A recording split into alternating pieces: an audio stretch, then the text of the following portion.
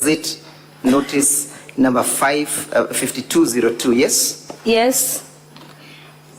You can see that it relates to the Meru County Revenue Board, correct? Yes. You can read that the gazettement was done to run for a period of 3 years, correct? Yes. And that it was done, the appointment was done pursuant to section 4, subsection 1 of the Meru County Government Revenue Board, correct? Yes. Who was being gazetted? The chairman, Meru County Revenue Board.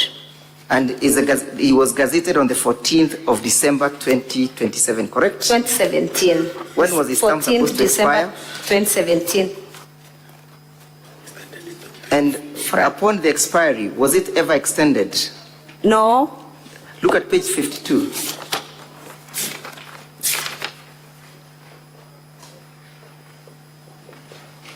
Are you with me at page 52? Yes.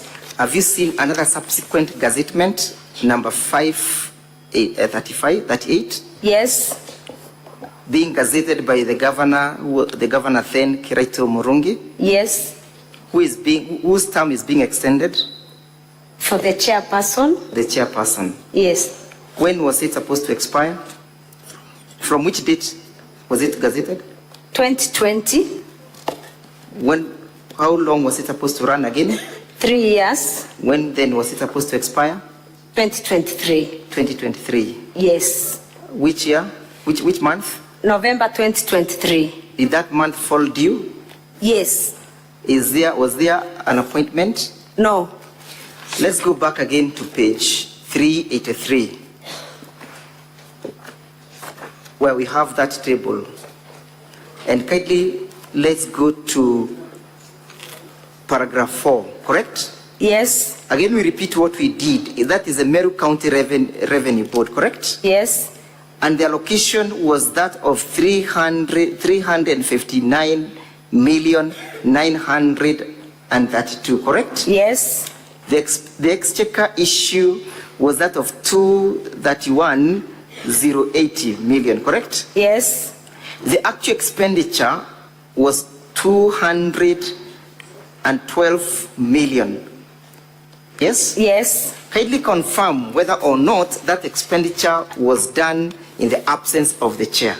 Yes. Why is it important to have a chair of the board?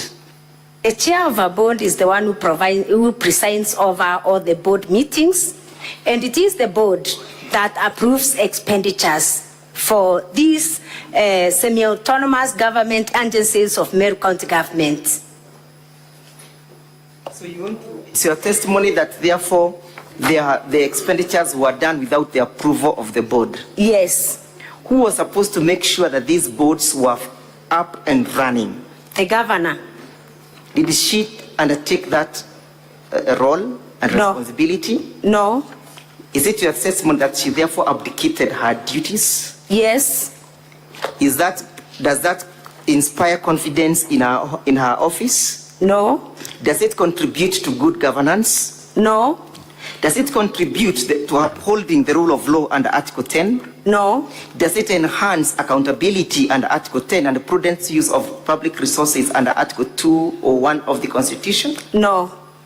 Does it therefore breathe confidence under Article 73 of the Constitution that she knows how to manage the affairs of the county government of Meru? No. Is it a ground that meets the impeachment under Article 181 of the Constitution as read together with the Section 33 of the Constitution? Yes. Is it your prayer, therefore, that the Senate should uphold and consider this ground as fully substantiated? Yes. Let's go again to the laws that requires the governor to undertake this role. Honorable Senators, we are at volume 3, I beg your pardon. But before we go to that, you have also alleged that people have been appointed to exercise those functions without undergoing the due process, correct? Yes. Is there any person of any of this board who has been appointed unlawfully? And if yes, who has appointed that person? There is one. Yes. Do you have evidence before this assembly? The chairperson, Meru County Revenue Board. The chairperson, Meru County Revenue Board. Board. Where is that evidence? Honorable Senators, again refer with me to volume 2 at page 43 of that bundle. Honorable Senators, volume 2, page 43. Yes. Page 43 of volume 2. What is that document about? It is the responsibility of the board to recruit on behalf of the board. So on this page, we have a Meru County Revenue Board job advertisement, advertising for a vacancy for the position. Again, who is the originator of that advertisement? The originator of the advertisement on page 46. No, I'm asking, who is the author of this document? Is it Meru County Revenue Board? The Meru County Revenue Board. Are they advertising for vacancies and positions of the chief executive officers? Yes. Are they therefore inviting the members of the public to participate in that process? Yes. Yes? Yes. Who was to be the recipient of the application forms? The chairman, Board of Directors, Meru County Revenue Board. Do you wish to refer the Honorable Senators to page 46 of your evidence? Yes. What is contained at that page? It is the instructions for those who will be the applicants. Yes. They are instructed that the suitable qualified candidates are invited to apply and can access the detailed job description from their website. Yes. Named there, and all applications and documents should be sent through email. Yes. Or by post or courier. Yes. And addressed and delivered to the chairman, Board of Directors, Meru County Revenue Board. Which date are they supposed to have these applications reach the desk of the chairperson? 10th June 2024. Is there a chairperson currently holding that position? None. But the letter addresses or speaks that they must be forwarded to the chairperson, correct? Yes. Who appointed this chairperson? The governor. The governor. Yes. Did it follow the due process as prescribed by the law? No. Was the county assembly ever involved in that process of the appointment of this governor? No. Did you vet and or approve that particular chairperson? No. Then therefore does that amount to a violation? Yes. Let's, Honorable Senators, go to what the law says in terms of the appointment and look at volume 3 of the same document. Honorable Senators, we look at page 59, which is the public appointment into bracket county assemblies approvals. Yes? Page 59, Honorable Senators. Page 59. Volume 3. Of volume 3.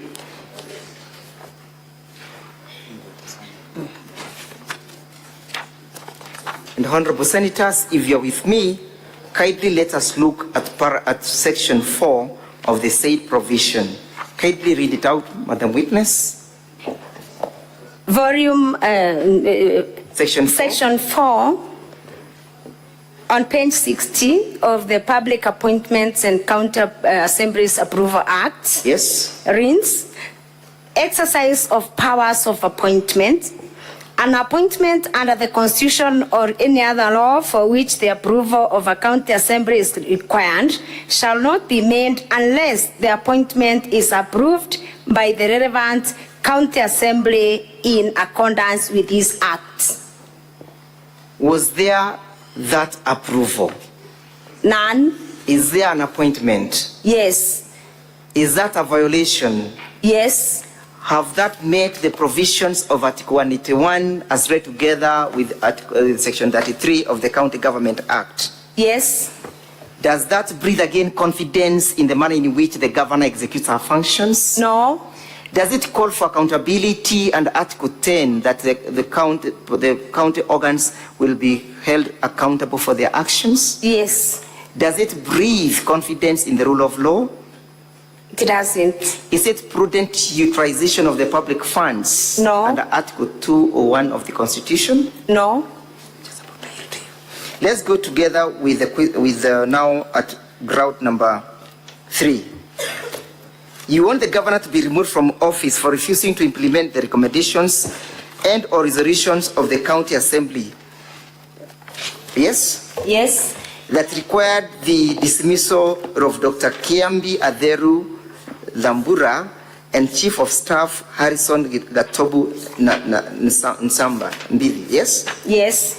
And you're saying it's for gross violation of the Constitution. Yes? Yes. Would you kindly lead the assembly briefly to circumstances that pre-existed before these resolutions were met? Was there a public petition? Yes, there was a public petition number 1. Do you have that public petition before this assembly? Yes. Where do we find it in your bundle of documents? Is it again on volume 3? Volume 2? Okay.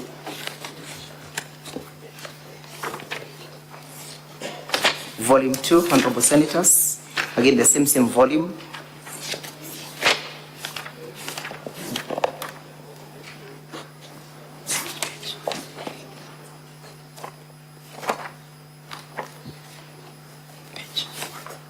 Honorable Senators, we look at page 140 of the bundles.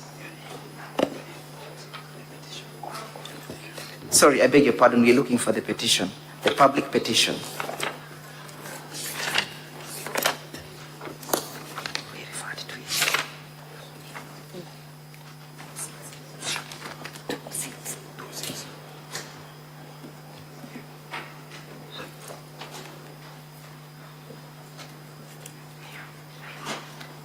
Honorable Senators, we find it at page 206. 206 of the bundle.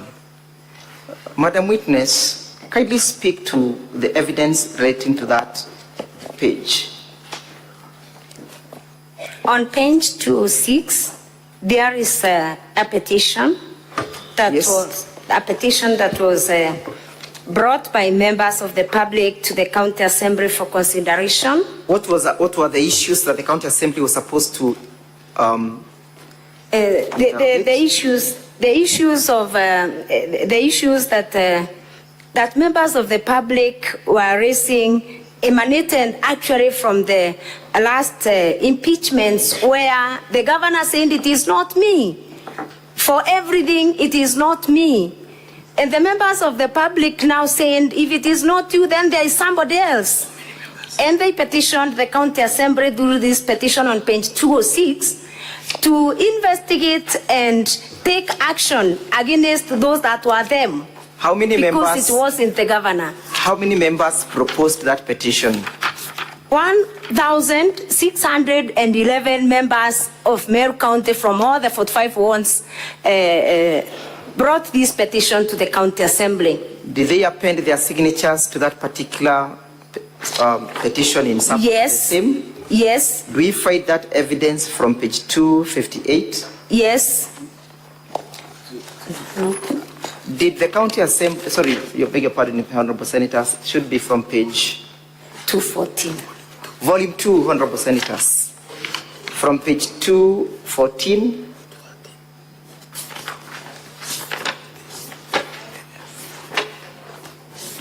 to 258. Those are the signatures in support of that particular petition, correct? Yes. Did the County Assembly consider that petition? And if yes, what was the outcome? Yes, a joint committee of the Committee on Labor and Justice was directed to consider this petition. And upon consideration, the joint committee made recommendations to the governor. Did the County Assembly generate a report? Yes. Emanating from that particular petition? Yes. Where is the report found in your bundle of documents? Page 90 of volume 2. Page 90 of volume 2. Yes. Honorable Senators, I hope you are there with me. Page 90 of volume 2. That is the report of the particular committee concerned, correct? Yes. Were there recommendations that ensued therefrom? Yes. Where do we find those recommendations? There were Where do we find them? Do we find them at page on 140? page 140 of volume 2. Page 140 of volume 2. Page 140. Yes. Did you conduct a hearing, or did you give these individuals a fair opportunity to appear before the committee before the decision was rendered? Yes. Did all the members who were affected by the petition participate in that process? They participated except. Yes? They all participated Yes? except the Chief of Staff, Harrison Gatobu Arias Nchambambede, Yes. who did not respond to the summons. Did the petition relate to only those two individuals, or there were other individuals who were also involved in that petition? There were 12 of them. There were 12 of them. Yes. All of them in the executive office of the governor, correct? Yes. Were all verdicts positive or negative in respect to all the 12? All verdicts were not, some verdicts were positive, others were negative. When you say they were positive, what do you mean? Some of the county executive committee members were very clean. We did not have an issue, we did not find any issue with them. So They were acquitted, correct? they were acquitted, yes. So at page 140, what is the county assembly recommending? Page 140, paragraph 14, Honorable Senators. Paragraph 14 on page 40, that the Chief of Staff, Harrison Gatobu Arias Nchambambede, contravened section 18(1) as read together with sections 22 and 27 of the County Assembly's Powers and Privilege Act 2017 by failing to honor the summons and invitations to appear before the various assembly committees, including this joint committee, to produce evidence and respond to the allegations leveled against him in this petition. Those are the findings, correct? Yes. Does he always oblige to summons, or is perpetually and notorious of ignoring the same? He doesn't. Again, what then do you continue to read? This wanton disregard for all for summons and invitations by the respective committees. Those are the findings, correct? Yes. Does he always oblige to summons, or is perpetually and notorious of ignoring the He same? doesn't. Of the county. Again, what then do you continue to read? This wanton disregard for all for summons and invitations by the respective committees. Those are the findings, correct? Yes. Does he always oblige to summons, or is perpetually and notorious of ignoring the He same? doesn't. Of the county. Again, what then do you continue to read? This wanton disregard for all for summons and invitations by the respective to read recommendation number 2 on page 140, that the governor do dismiss the county secretary, Dr. Kiambi Adero Thambura, and the chief of staff, Mr. Harrison Gatobu Arias Nchambambede, from office for gross violation of the Constitution and other statutory laws. Was this communication ever made known to the governor? Yes, the communication was made to the governor. Where do we find that evidence in the bundle of documents? Page 144 of the same document, volume 2. Page 144 Yes, of the same document. yes. Let's describe that document. From whom is this document? The document is from the County Assembly of Meru. When is it dated? It is dated 14th December 2023. Who is the author of the document? The author of the document is the Clerk, County Assembly of Meru. Was the document ever served upon the intended recipients? Yes. Do you have evidence of service? Yes. Where is evidence of service found in that document? Page 145. No, I'm asking on page 144. Did the governor or the office of the governor acknowledge receipt of that letter? Yes. How did they acknowledge receipt? The office of the Chief of Staff acknowledged receipt on 18th December 2023. How did they acknowledge it? How did they acknowledge? The stamp. They acknowledge it by stamp. By stamping it on 18th December 2023. So on that date, the governor was made aware of that particular resolution, correct? Yes. Did she act upon that resolution? No. Does that therefore amount to upholding the rule of law and Article 10? No. Does it contribute to good governance? No. Does it contribute to respecting other constitutional institutions as the status of the county assembly? No. Does it amount to a governor who wants to be held accountable and responsible? No. Does it undermine the integrity and the power of the county assembly?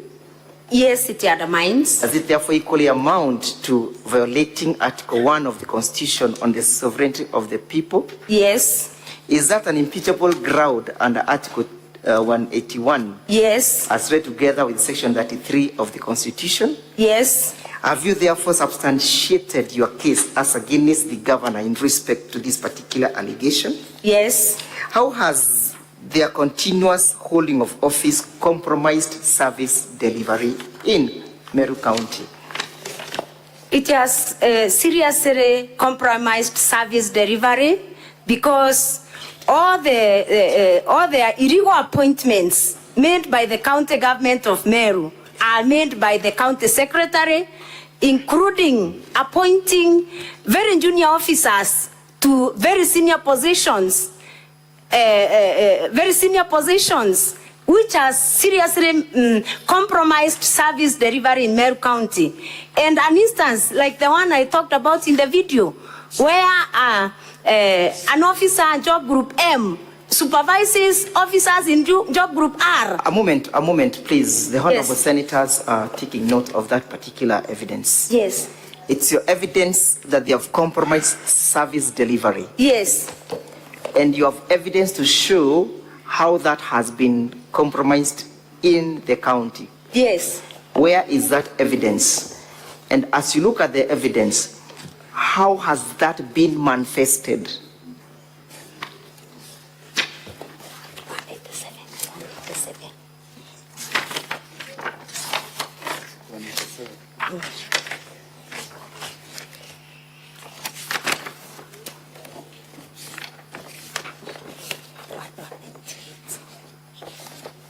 On page Volume, identify the volume and volume page. 2. Volume we have 2. Volume 2. Volume 2. Yes, volume 2. Yes. Page. Sorry, the volume 2, we have the document on page 198. 198. But because in the bundle of documents it's not clear, the page is not clear, we made a clear copy. It's in volume 6. Volume 6, a replacement of this document on volume 2, page 198. Yes, let's, Honorable Senators, go to volume 2. Volume 2 is not clear, so I'm talking about now volume 6. We made Volume a clearer 6. copy. Okay. Volume 6 is a replica of what we find at Page volume, 198. At page 198. Volume 2. Honorable Senators, if you will go with me to page 30 of volume 6, which is a replica of the same evidence. Volume 6 at page 31. Sorry, honorable members, it's volume 6, page 31.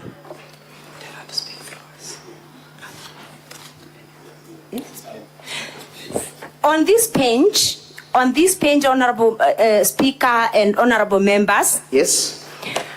I had sought a statement from the county government in June 2023 on the deployment of directors in the county government of Meru, Yes. which a statement which was never responded to Whom had you sought the statement from? from the county executive in charge, From the county executive in charge. committee in charge. Right. The county executive was summoned by the assembly and gave us a list of directors that are working in the county government of Meru on page 31. Yes.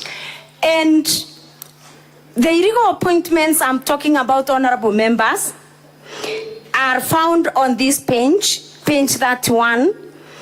And honorable Speaker and honorable members, I would want to take you to the column on serial numbers. Number 8. This is the list of directors in Meru County. Yes. You will find that an officer by the name Kawera Mwangaza Eric. Paragraph name in terms of the numbers. Number 8. Number 8. Number 8. Yes. Honorable members. We have the identification number, correct? Yes. That one is lacking, yes. The name is Kawera Mwangaza Eric. Kawera Mwangaza Eric, a male. Yes. A male. Job group J. Job group J. Yes. Job group J has been deployed illegally by the county secretary to act as the director ICT. For those who have experience in public service, honorable members, will bear witness that an officer in job group J is a very junior officer to supervise officers in job group P, job group Q, Thank you. job group R. That is delivered. Those are the illegal appointments we are accusing the county secretary of. Thank you, Madam Witness. Among others on that list, honorable members. Would you kindly point out other ones that amount that violation? Yes. Yes. Just Let's go down on serial number 24. Serial number 24. Yes. We have another officer in the name of Karaine Susan Gitura. Yes. Yes. Job group F. A female. Female. Female. Job group L. Job group L. Job group L is still a very junior job group. Cannot be appointed. A moment, Madam Witness. Sorry. And kindly listen to me so that we may move together. Sorry. What is she being appointed to? Which department? Roles. Which position? Director. Which job group? The substantive appointment is R, job group R. Ordinarily, it should be job group R. R. But who is being appointed here and she is in which job group? Karaine Susan Gitura is appointed to HAT job group R, and she is in job group L. What is the status of the roads and transport network in Meru County as we speak? Very bad. Is there hue and cry? Indeed, there is. Hue and cry. Yes. Thank you. Is there any other entry that you wish the senators to look at? Serial number 25. Serial number 25. Yes. Who is being appointed? Maraine Cyprian. Yes. A male. Yes. Job group L. Correct. Director? Director Roads and Transport in charge of fleet management. And she's being appointed to oversee the road transport and energy sector, correct? Yes. And she's the Directorate of Fleet Management. Yes. Correct? Yes. Does she qualify for that appointment? She doesn't. He doesn't. It's a he. He doesn't. Doesn't qualify. Yes. Kindly confirm that this is a list of directors that you received pursuant to your search of information and that the same came from the county executive. I can confirm. And at page 32, Do you have any other indication that you would wish the senators to note? Counsel for the County Assembly, just pause a bit. Senator Boni, what is your intervention? Thank you, Mr. Speaker. Mr. Speaker, I'm following page 31, and I would like further clarity because the 4 officers whom Madam has referred to don't have payroll numbers. You will have that opportunity, Yes. Senator Boni. Could they tell me so that I know whether they are real or not? Not now. She'll tell you, but not now. You will have an opportunity to seek those clarifications. At that time, you'll be given your clarification. Proceed, Counsel for the County Assembly. Madam, thank you, Honorable Speaker. Madam Witness, Yes, kindly refer to me with me at page 30 of the said document. Yes? yes, That is a letter dated the 25th of June 2024, correct? yes, The letter is addressed to the Clark County Assembly of Meru, correct? yes, And the same comes from one Dixon Munene Nkatha, correct? yes. Who is Dixon Munene? Dixon Monene is the CCM, the County Executive Committee member for Legal Affairs. Is this the letter that forwarded this list? Yes, And therefore you confirm its source, correct? yes, And that the same was received by the County Assembly Clerk on the 25th of June 2024, correct? yes, Honorable Senator Khalwale yes, wanted you to confirm whether there is payroll indicated there too. Number. I can confirm that there is no payroll number. Yes. That is indicated there. And I may not know the reason, because that's an official document from the county government. But you have evidence before this assembly that they have maintained 2 types of payrolls, correct? Yes, Both manual yes, and IPPD. IPPD. Yes. And that you have evidence to that effect that you shall be leading in the future.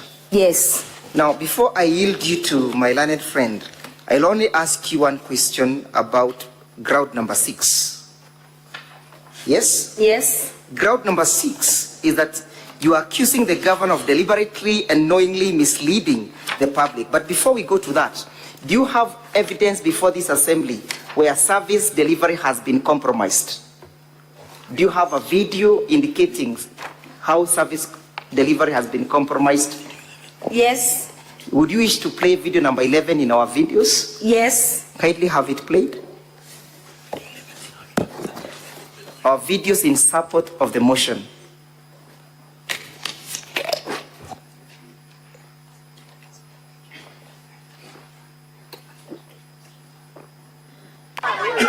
Honorable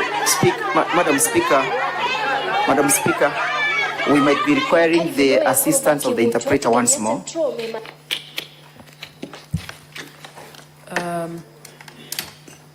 Can the interpreter come in? I direct that the interpreter be brought in.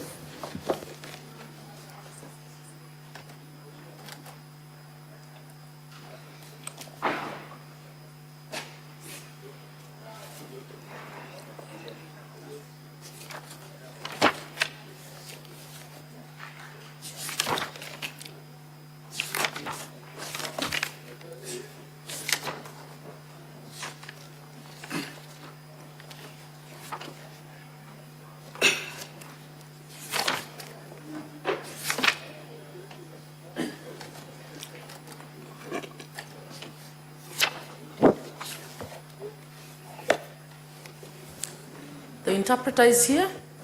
You may proceed to play the video.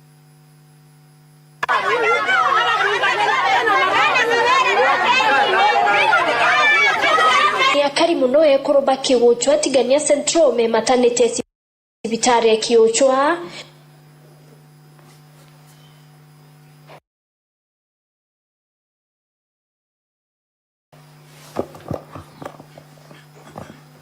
The interpreter.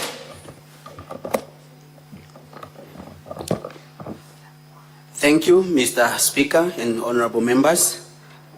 These are residents of Kiwochwa Ward.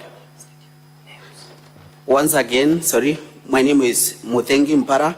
I'm from KBC, Mwago FM, the translator.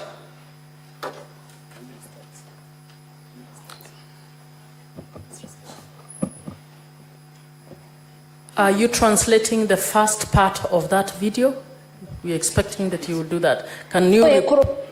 Kiwochwa tigania centro me maternity sibitari ya Kiwochwa bagetia machokio kuma kema ndaitari nara kinyaba kwenda kunenkerwa mwana ora inala simekire kwerwa mwana keni nekia sibitari. These are women from Kiwochwa who are doing a demonstration outside Kiwochwa dispensary, and they want to know what is really happening after a woman was given, who was given birth outside the hospital. Aitederwa ne kurubangi bantora untuba kuwa ne watibone ne kemwana na kinyeina. The woman is delivered, assisted by other women from the village, and the people, the residents, say that it is a big risk to the kid and the mother herself.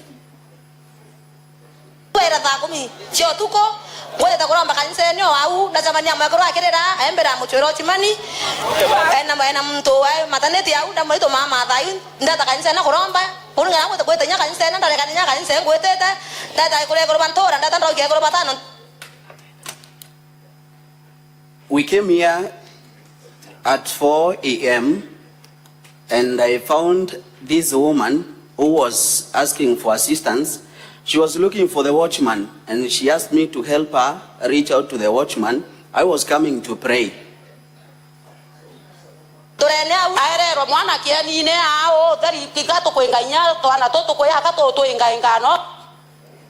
She was given the kid outside here on the field.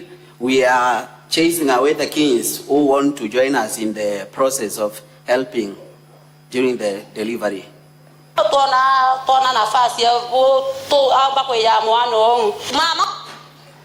It is a big embarrassment, and it is not a good thing.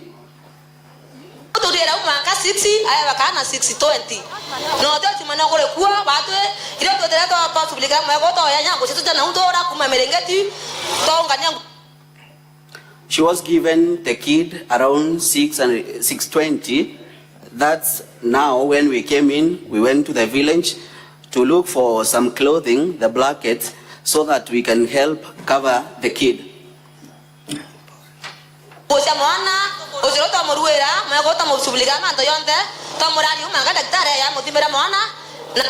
We did everything, including clothing for the kid and anything else. And now we are waiting for the doctor to come in and maybe do the examination.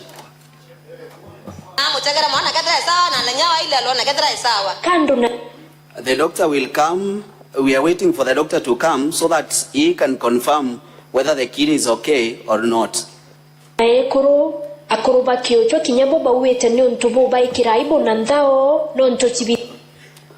Women and men from Kiwochwa are embarrassed, and they say it is something that is disrespecting in the community.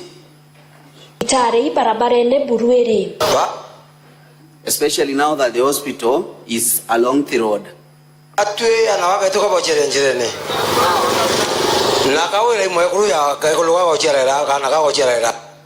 Women are delivering outside. Governor Kawera Mwangaza is a woman just like the women that are delivering outside here.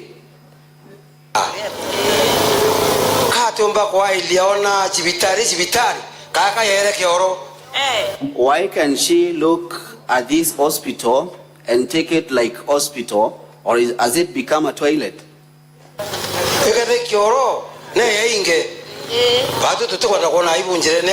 If it is a toilet, let her come and close, because we don't want to see this embarrassment here.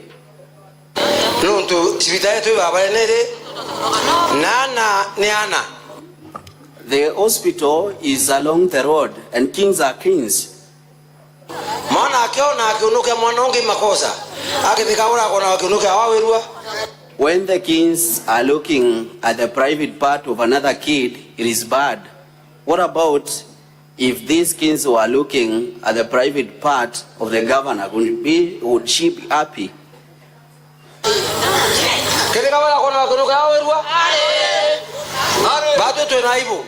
Would Kawera be happy if it was done to her? That's why we are embarrassed.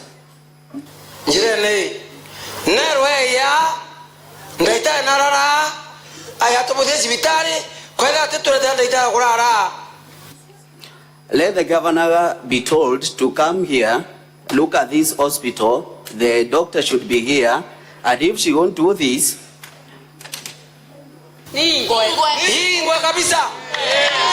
let the hospital be closed forever.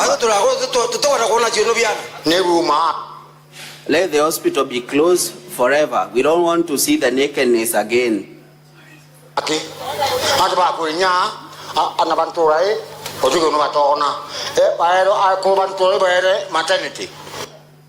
The kids from this village have seen everything, including the nakedness.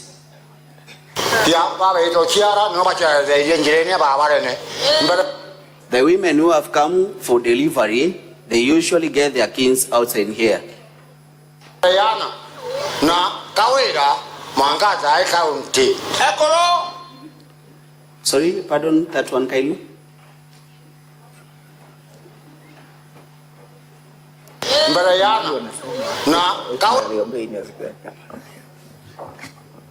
Kawera Mwangaza County. I can't really get that one kindly. There is a something. Yes.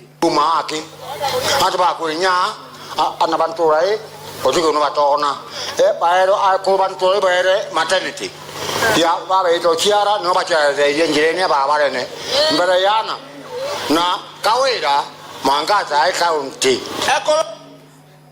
The kings from this village have seen everything, and Kawera should know this.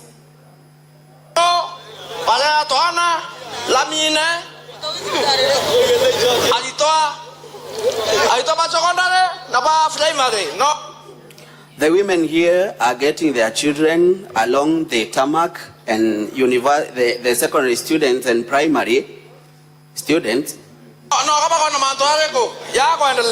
Kuringana na ulwamiri wa sibitari ibati omerie buraba kuomba nyume kwa mukira kesi na araba tungatere mwana na inano mwike sibitari Meru level 5 non-to-both. According to the hospital, they have tried the best they could have done. They have taken the kid and the mother and taken to Meru level 5 hospital.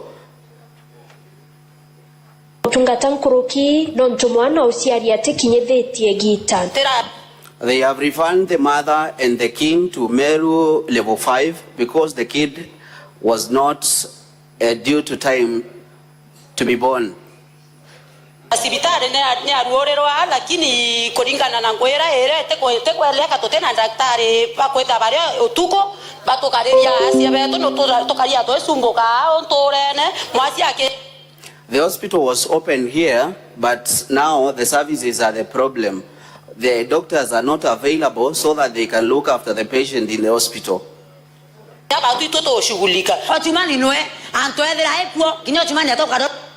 We have been left to do everything in the hospital, looking after the patient, and the watchman himself is not available.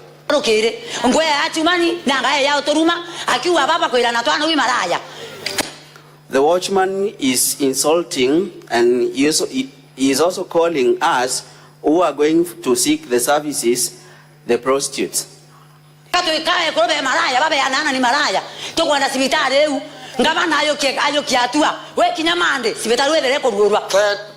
We want the governor to take action. Before Monday, something has to be done. I think we can stop at that. Thank you. Madam Witness, Yes. what is the status of service delivery in Meru County in respect to that hospital? And are you aware of that hospital?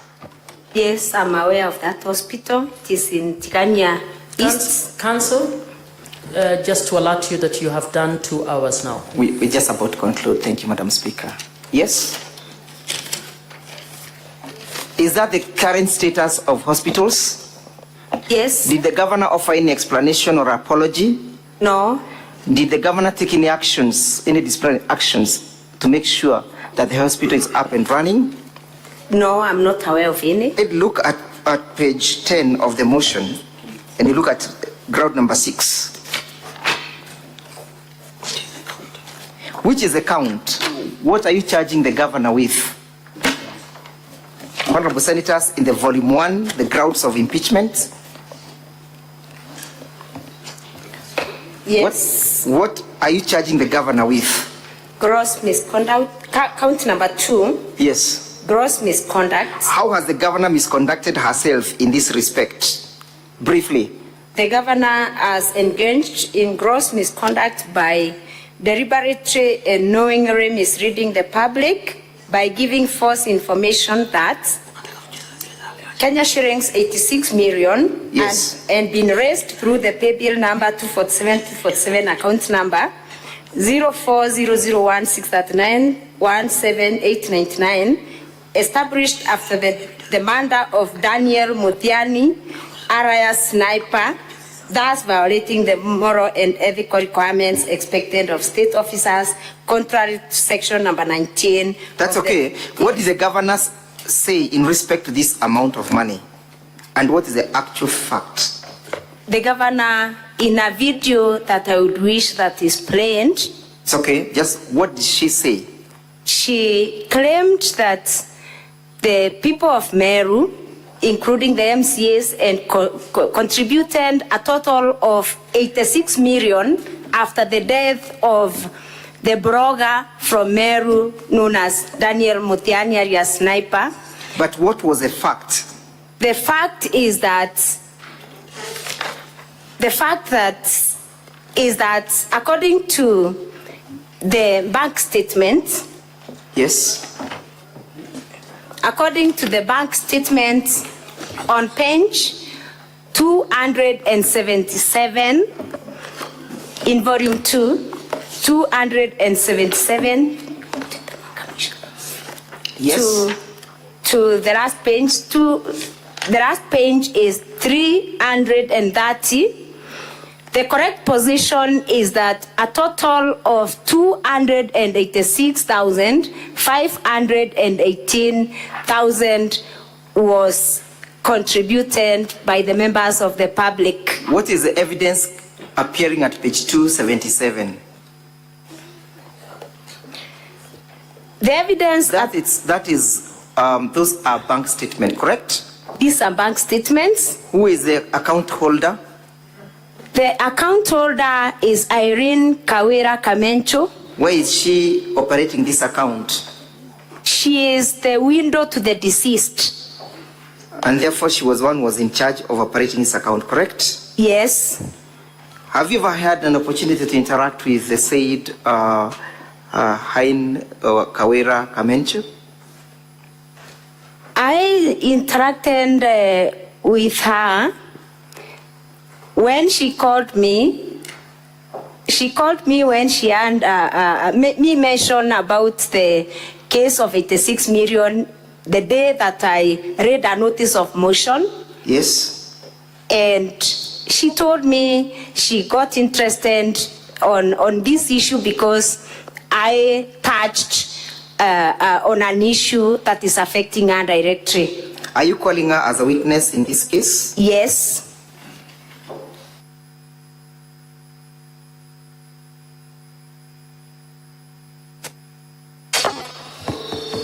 What is your grievance in respect to these particular utterances and who uttered them? These utterances were meant to mislead the public. Who uttered them?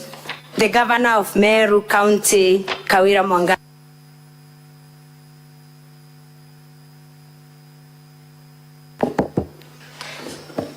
She uttered the utterances in a press briefing. Yes. Yes, she did in a press briefing.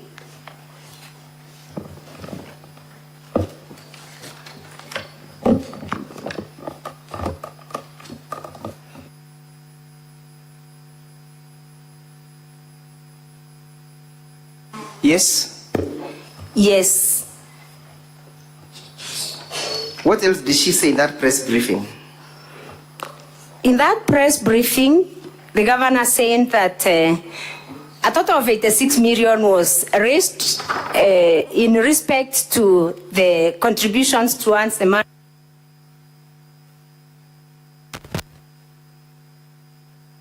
Was big. The window should be bought a Prado. Yes.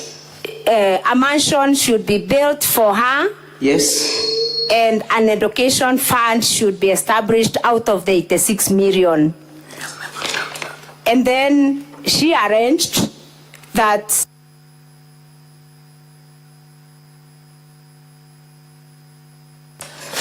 it is a business that the MCAs are used to get fuel for their vehicles. Yes. It is an avenue for playing politics. And I believe those ones were not kind. She said in respect to the death of Sniper. She's saying that those that were agitating for the justice for Sniper were playing politics. And it is not only Sniper that has died in Meru County. What did she say in respect to the Sniper's wife? I pray that the video is played cancelled because I can't remember everything offhand. Okay, let's have that video played. Let's have the video played. I've just given a few highlights. No, we'll call the other witness to have it played. But did she make any remarks in respect to Sniper's wife? Yes, she talked about the Sniper's wife being built a mansion. No, in respect to her being or living with an MC. Oh, sorry, and forgotten that. She also arranged that the wife to Sniper had already been taken by one of the MCAs and was living with the MCAs, and therefore, well, it was meant to undermine the integrity of the MCAs. Thank you, Madam Witness. I want to yield you to my learned friend, Mr. Boniface Mawira, to take you through the last count. Thank you. Good afternoon, Madam Witness. And Honorable Speaker, I'll pick up from where my learned senior has left. So, on this count, that is count number 2, gross misconduct. These utterances, Governor, you have a witness in respect to that allegation, correct? Yes. And that witness, that video will be played then. Yes? Yes. So, these conduct that you say is gross misconduct, yes, by the governor, does it fall below the expectations of the conduct of state officers under Article 75 of the Constitution? Yes. Specifically, does it demean the office that the governor holds? Yes. Does it demonstrate respect for the people? Yes, it doesn't. It doesn't demonstrate respect. Does it bring honor and dignity to our office? No. Okay. Honorable Senator, stand with me to page 11 of the impeachment motion. I'll take you to the that is abuse of office. That is volume number 1 of our impeachment, that is our impeachment motion, the green copy. Is on page number 11. Specifically, ground, that is count number 3, ground number 8. You accuse the governor of irregular payment of emergency call allowances to 161 doctors and medical officers using the wrong rates, correct? Yes. And the governor in opening statement stated that there are circulars to that effect. Yes. And that it was pursuant to a collective bargaining agreement between, I think, the Council of Governors and the Union for Doctors, that is Kenya KMPDU, correct? Yes. So, at page number 331 of our volume 2, that is the exhibits in support of the impeachment motion. What document is there? the report of Auditor General on the County Executive of Meru for the year ended 30th June 2023. The governor in a response says that the county assembly has not considered this report, and that and my question to you is, would considering this report that has already been, has this report been committed to a committee of the assembly? I'm a member of the committee and I'm not aware. Okay. Yes. So if would consideration of this report by the assembly change the conclusions that were made by the Auditor General? No. Is the county assembly an appellate chamber for the recommendations that were passed by the county assembly, by the for the conclusions that were drawn No. by the Auditor General? No. So the consideration by the county assembly will not in any way change the conclusions that were made by the Auditor General, correct? Yes. Turn with me to page, still in that report, page 344 of our volume 2. Okay. That is irregular payment of allowances to doctors. Yes. And I want you to read the second paragraph, that is point number 7, right? Yes. Read the second paragraph where from although management. Yes. Although management provided a circular referenced MOH/ADM/CONF/staff/76, volume 1 of 19, dated 18th April 2017, which was issued after negotiation with the striking health workers, and was one of the issues contained in the return to work formula agreed between the Ministry of Health and the unions of the medical practitioners. It was only valid for 4 years from the date of the circular, which had expired. So at the time of preparing this report, the Auditor General had the benefit of the circular the governor was referring to, correct? Yes. What conclusion did the Auditor General arrive at? The next paragraph. And the correct rates being applied, doctors and medical officers were entitled to 51,780,000 instead of the 126,120,000 paid, resulting to an irregular payment of 74,340,000. So the Auditor General confirms that there was an irregular payment of 74 million Kenya shillings, correct? Yes. What conclusion does the Auditor General make? In the circumstances, management was in breach of law. I'll take you back to the first page of that document.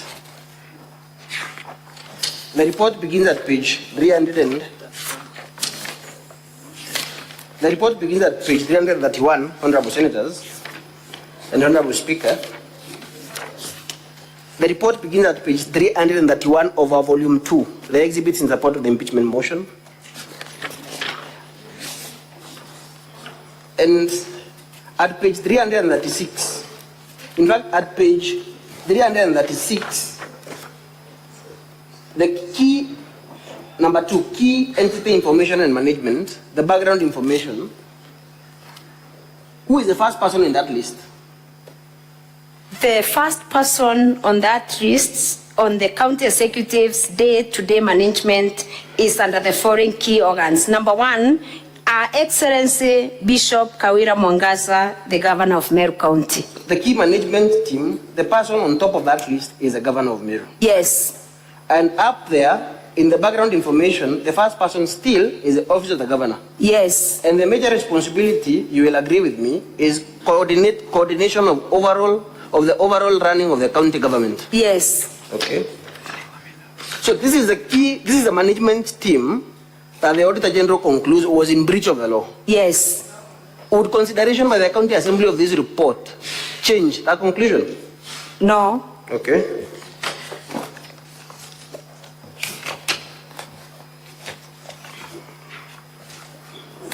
Again, on that Auditor General report, that is our ground number, your ground number 9 in the motion, use of manual payroll. At page, still in the same report,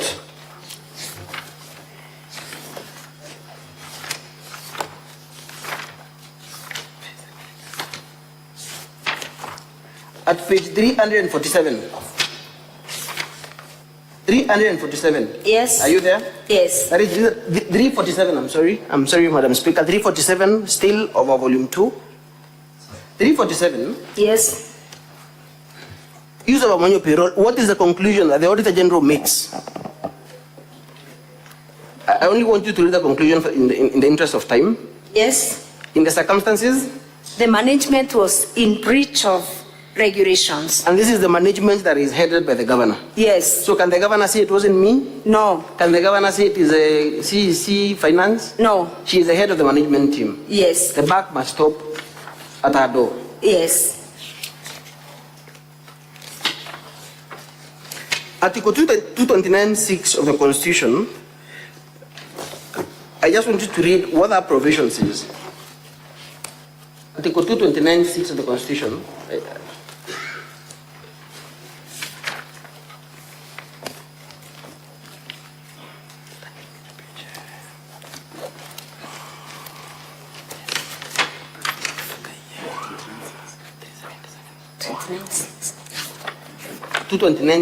What does it say? 229(6) says, an audit report shall confirm whether or not public money has been applied lawfully or in an effective way. An audit report is the final authority on whether money has been spent lawfully. Yes. Now the county assembly can change what that audit report says, correct? Yes. Okay. Turn with me, Honorable Speaker, to page 377 of our volume 2. That is the Controller of Budget report. For the first 9 months,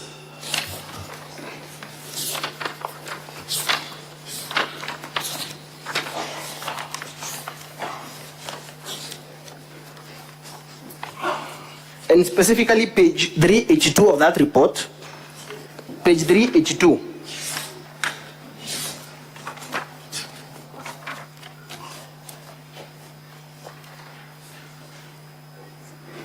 Are you there? Yes. Paragraph 3.26.7 on expenditure on employees' compensation. Yes. The second paragraph. Yes. Let me read first so that you can agree with me, right? Yes. Further analysis indicates that personnel emolument costs, that is PE costs, amounting to Kenya shillings 3.36 billion were processed through the Integrated Personnel and Payroll Database System, IPPD system, while 102.94 million was processed through manual payroll. The manual payrolls accounted for 3.1% of the total personnel emolument cost, correct? Yes. So this is evidence again from the Control of Budget report for the first 9 months of financial year 2023-2024 that monies have been paid through this payroll system. Yes.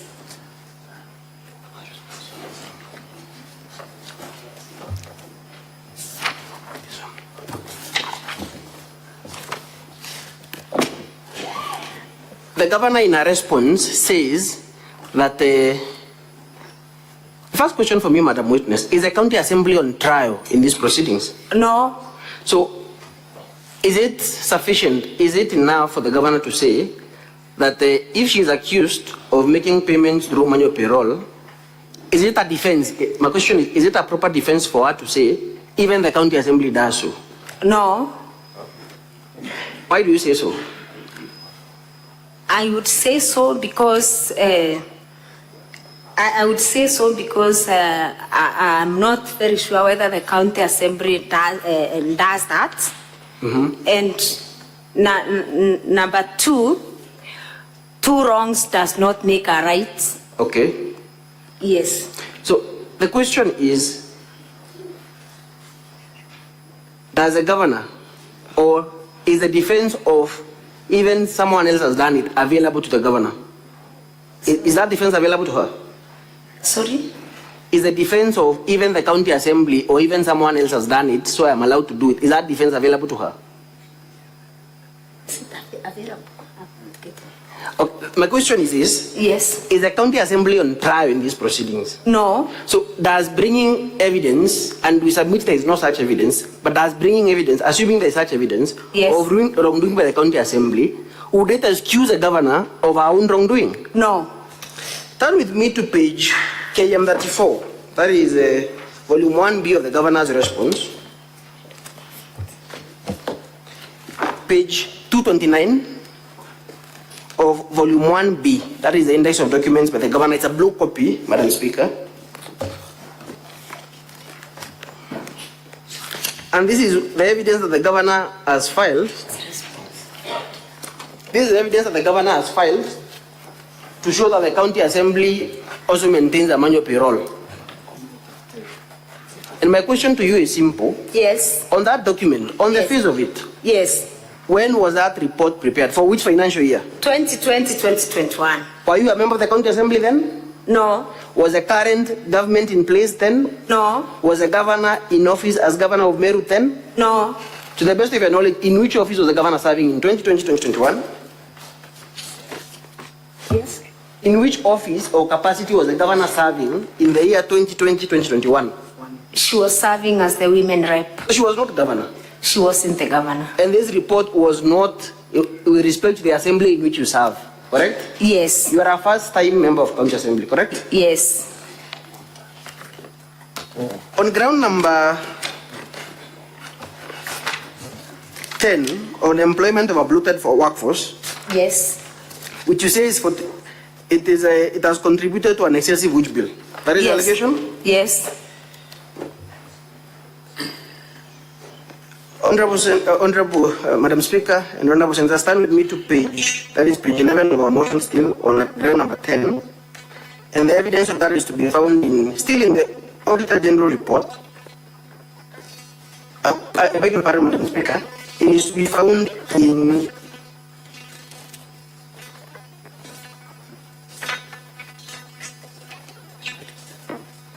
a moment, Madam Speaker.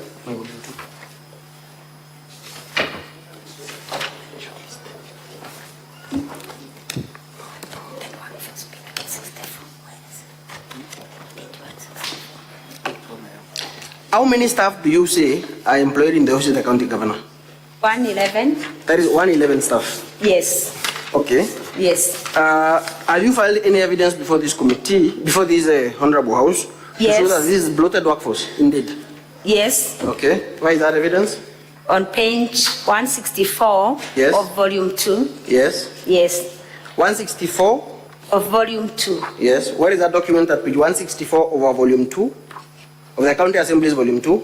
What is that evidence? It's a list of appointed persons in the office of the governor and the appointment dates from August 2022 to date. So the document from page 164 all the way to page 175, those are the staff in the office of the governor. Yes.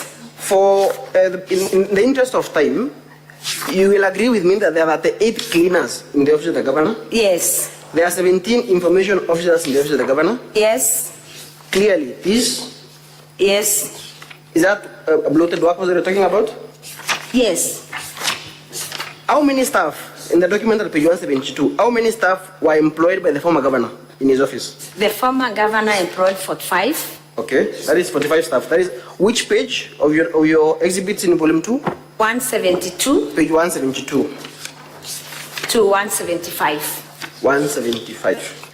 Okay. Yes. And our advisories been given by the Transition Authority and by the Intergovernmental Relations Technical Committee and by the SRC on the limitation as to the number of staff in the office of the governor? Yes. Why is that evidence found in your Page your exhibits? 176 Yes. of volume 2. That is advisory by the Intergovernmental Relations Technical Committee. Yes.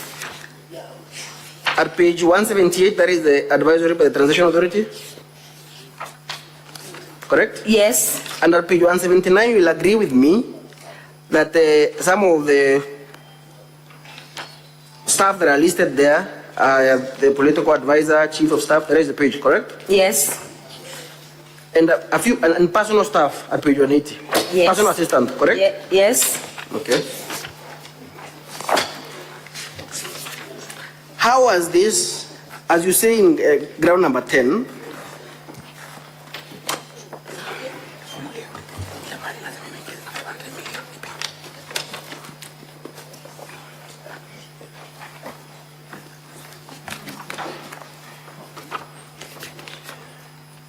at page 353, Madam Speaker, turn with me to page 353 of the County Assembly's volume 2.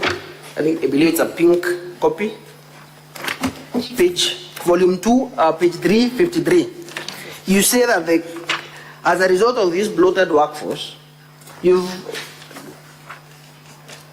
Madam Witness, Yes. you've spoken about illegal appointments Yes. in the office of the governor, correct? Yes. You've spoken about how these illegal appointments, people serving in other job groups, through the impunity of these two officers serving under the mercy of the governor, has hampered service delivery in the county government of Meru, correct? Yes, yes, Now, with respect to this bloated workforce, yes, at page 353, yes, you say that the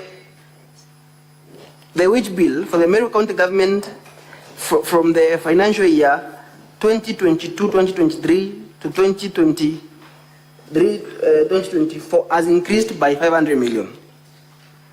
Correct? I can make a correction. It is 2020-2021 Thank you for that. on the extreme right. On the extreme right? Yes, the outer year, the previous year. Then the next column Yes. is on 2022-2023 when the governor took over. Thank you for that correction. Yes. So in financial year 2021-2022, Yes, and the governor took in the first quarter, yes, the first in quarter. fact, in the last quarter of that year. The first quarter. The governor took over in the first quarter. Of which financial year? The first quarter of 2022-2023. Yes. In August. In August. Yes. Yes.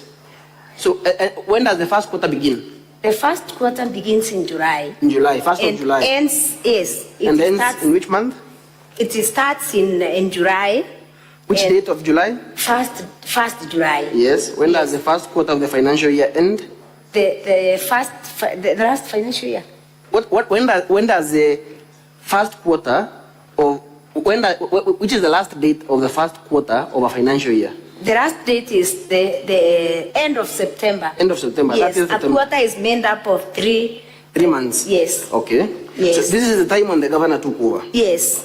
And between then and 30th of June, Yes. following year, Yes. in the first quarter and the Yes. last quarter Yes. of the financial year 2022-2023, Yes. compensation of employees increased by 500 million. Yes. What are the actual figures from financial year 2021-2022? I want you to read out to the From Honorable Speaker. during the 2021-22 financial year, 2021-22, It was for? it was 4 billion, 496 million. You can just leave it at that for in the interest of time. Okay, 4.4 billion. 4.4 billion. Yes. By the end of the year? By the end of the year, it was 4.9 billion. Is this what you're saying has been contributed to by this bloated workforce?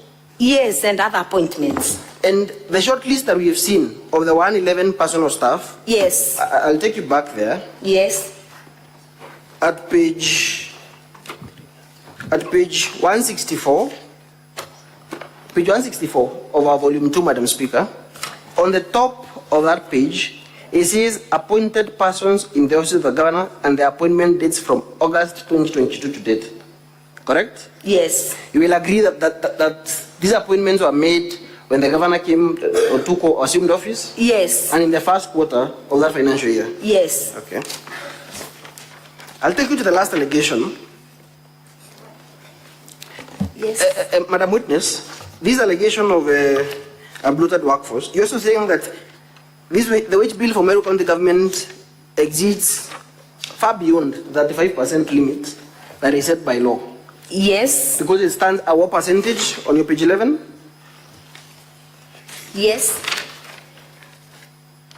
This recurrent expenditure and this excessive wage bill, it stands at what percentage? It stands at 49%. 49%. Yes. Thank you.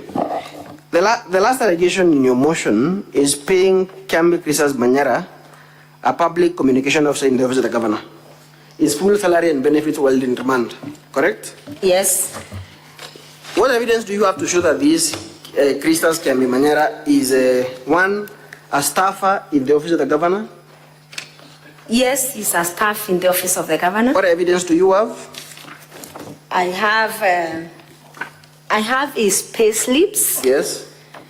And I also have an appointment letter, volume 6, appointment letter. You can check in volume 6. Yes, we have a pay slip on page. A pay slip is at what page? Page 392? Page 146 of volume 2. Madam Speaker, turn with me to page 146 of our volume 2. That is the pay slip for Christas Manyara Kiambi. As a road date? Yes. It is for which month, that pay slip? The pay slip is for the month of June 2024. June 2024. Yes. Where is the other pay slip? Page 392? The other pay slip is on page 392. 392 of the same document, Madam Speaker? Yes. For which month? For the month of April. And page 393 for which month? 393 for the month of May. Yes. Yes. And from the short list you just showed us at page 164, still on page 164 of the same volume 2, Madam Speaker. Specifically at page 169 of that document, beginning at page 164, who is the staffer listed as number 69 in the office of the governor? The staff number 69 is Kiambi Christas Manyara, Yes. a public communications officer 2, Yes. recruited on October 3rd, 2023. Yes. So this is he's working in the office of the governor. Yes. Do you have evidence that he was charged in court? Yes. What was he charged with? You say he was charged with murder. Whose Yes. murder?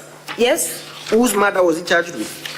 Kiambi Christas Manyara was charged with the murder of Daniel Mutiani, Araya sniper. At what page, what evidence do you have in respect? There is a charge sheet. Yes.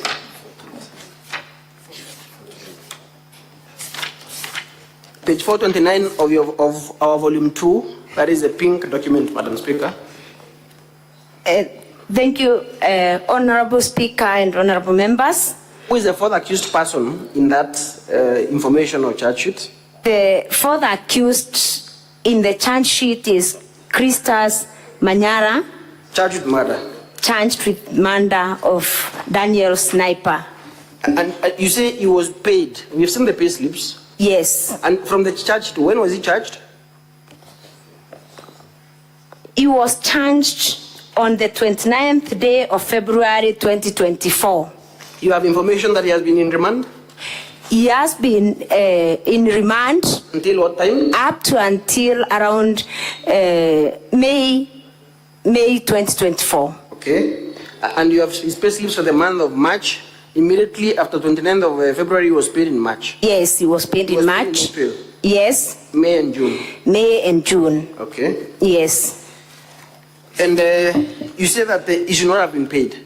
he should not have been paid. Okay. Yes, And you quote section 4.2 of the Public Service Manual. yes. Why is that document in your exhibits? In the interest of time, page 394, Madam Speaker, still of our volume 2, the pink copy.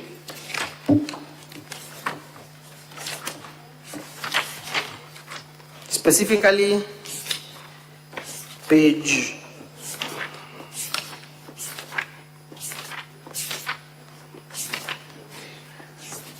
419 of that document, of our volume 2. The manual begins at page Yes, 394. Yes. Specifically at page 419, Madam Speaker. What does that provision say? the provision on page 419, Of which document? The Public Service Commission Discipline Manual, correct? the Public Service Disciplinary Commission Manual, Yes. talks about absence from duty without leave, reasonable or lawful cause. I beg to range, Honorable Speaker and Honorable Members. When an officer is absent from duty without leave, reasonable or lawful cause, the following steps shall apply. A, establish the exact dates the officer was absent from duty. If not traced through personal contacts and next of kin with a period of 10 days from the commencement of such absence, the salary and other remunerative allowances shall be stopped with the effect from the date of absence, and disciplinary action instituted against the officer. So from the time he was absent, he should not have been paid. He should not have been paid a cent. And to page, the previous page, I believe 418, what does it say about interdiction and suspension? On page 418, 4.22, suspension, the circumstances under which an officer may be suspended from exercise of powers and functions of the office include when charged with serious criminal offenses in a court of law, when B, charged under the Anti-Corruption and Economic Crimes Act, C, upon conviction of a criminal offense. So by the virtue of that provision, the moment he was charged with a serious criminal offense being murder, his salary ought to have been stopped, correct? It should have been stopped. Maybe I can correct that. It should have been stopped. Yes. The moment he was absent from work. Yes. Not even being charged. The moment he was absent from work. Yes. The salary ought to have been stopped. Okay. Yes, that is the standard procedure in management of public service. And I will refer you to your volume 6. Our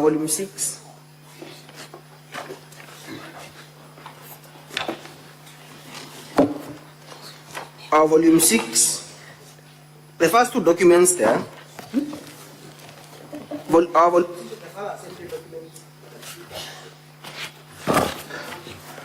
our volume 6 of the final assembly documents,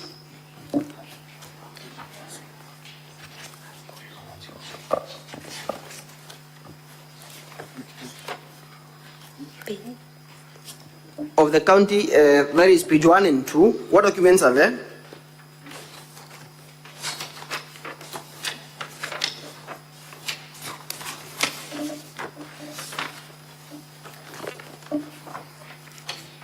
What are those two documents? Page 1 and 2? Page 1 and 2. Page 1, on page 1, Honorable Speaker and Honorable Members, we have an appointment letter for Sabina Gatumi. Yes? Yes. What is your contention? Because in your motion you filed, in your volume 2, you provided documents that evidence illegal appointments. That is volume 2 of the exhibits in support of the impeachment motion. Yes. What is your contention with respect to those two officers? My Page 187 of your volume 2.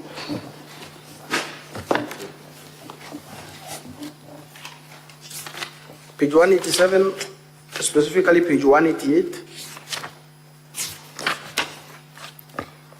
My contention with those two documents on volume 6 is that it is on other irregular appointments where... Irregular appointments by who? By the county secretary of the county This is the government notorious of Meru, county secretary the notorious county secretary. whom the governor refused to take action against despite Yes. the recommendation of the assembly. Yes. Okay. Yes. Where is the evidence of those illegal appointments? The illegal appointments are on page 187 Yes. to 188. Kindly explain what is illegal about the appointment of Jane, is it Jane Kanana? Jane Kanana. Yes. Jane Kanana on page 188. Page 188 of our volume 2, Madam Speaker. Yes, page 188. We have serial number 2. There is an appointment of Jane Kanana as the assistant director, who is the assistant director of a department that is not known on that page. And she is appointed an acting director, human resource management by the county secretary. And this appointment, in my view, is illegal because the Department of Human Resource as a substantive director. And this appointment means that where is the evidence? Sorry to interrupt. Where is the evidence of the substantive director? The substantive director is on volume 6, page 3. Yes. Page 3. So Mary Kimaita, yes, that appointment letter is a substantive officer. Yes, Mary Karemi Kimaita is the substantive director of that department. Is it proper or legal for the county secretary to appoint another person to act in a position where there is a substantive office holder? It is not procedural. Yes. And it also amounts to misuse of resources. What does the County Government Act say with respect to acting appointments? The County Government Act section 69(2)(a) yes, stipulates that you cannot appoint or designate an officer to act in a position that is not vacant. Yes. Yes. That is the appointment. That is the Director Human Resource. That is the Assembly List and Bundle of Authorities, Madam Speaker, page 57. That is a County Government Act, section 69. You can read the provision. Page 57.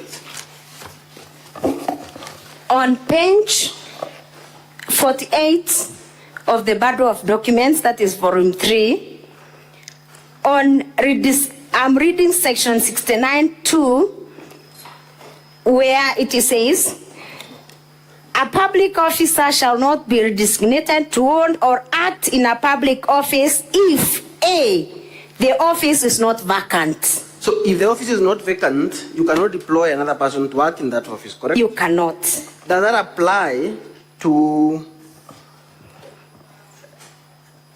Sabina Katumi? Does that apply to her as well? Yes. Who is Sabina Katumi as per your first page 1 of your volume 6, the further assembly documents? Sabina Katumi, as according to my documents, is the substantive payroll manager. She is the substantive payroll manager, correct? Yes. Who has been deployed to act in our office when there is a substantive office holder?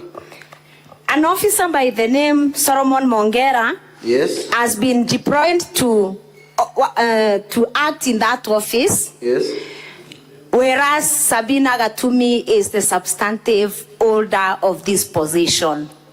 And at page 189 of our volume 2, turn with me to page 189 of our volume 2, Madam Speaker.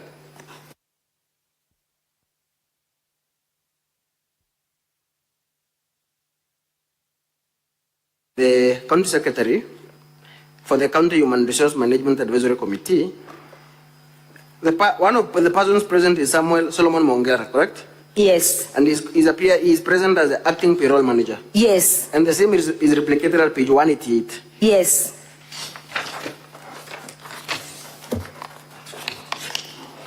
And these are the appointments that are done by this notorious County Secretary? Yes. You say a vampire service delivery, as we've even seen in the videos? Yes. From the hospital and the other and elsewhere? Yes.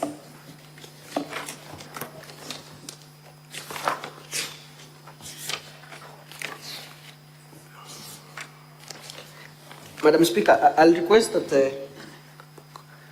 that some videos in the governor's videos be played.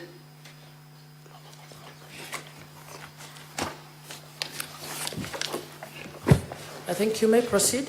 Yeah, that is video number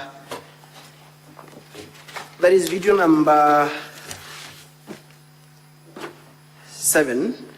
Foremost, Madam Witness, you told us that this person who was speaking, purporting to be the Secretary General of the Bas Party, do you know him?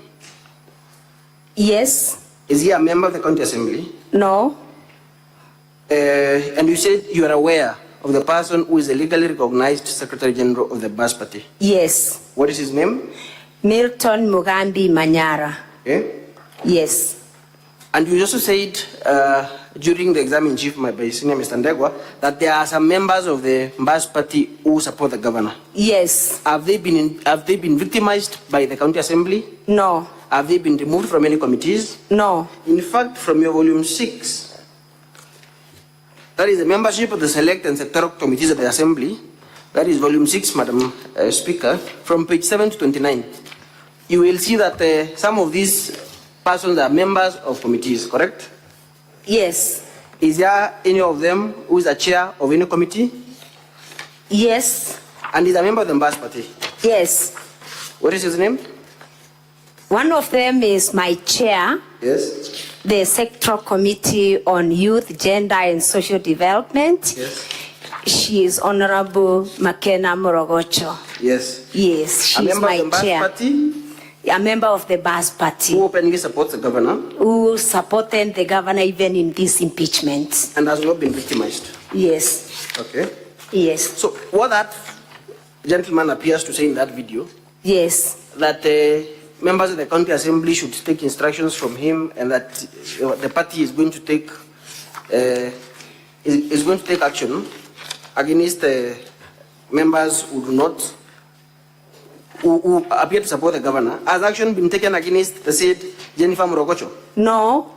She is the chairperson of the Committee on Youth, Gender and Community Services, as indicated on page 18 of your volume 6, correct? Yes. Who is the other person who is a member of the Mbas party?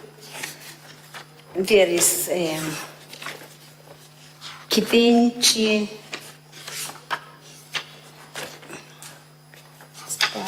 Felix Kithinchi Muirigi Yes. on page 23. Yes. Is the chairperson, Sectoral Committee on Transport, Energy and Public Works. He has equally not been victimized, despite being a member of the Mbas party. Yes, yes. So when you also said that you received a letter from Cleophas Malal directing you to withdraw the motion, Yes. would you say that you were intimidated and threatened to withdraw the motion? It was a form of intimidation. Yes. But yes, yes. Did you succumb to that intimidation? I did not. As a county assembly succumbed to intimidation by that gentleman who was speaking in that video? No.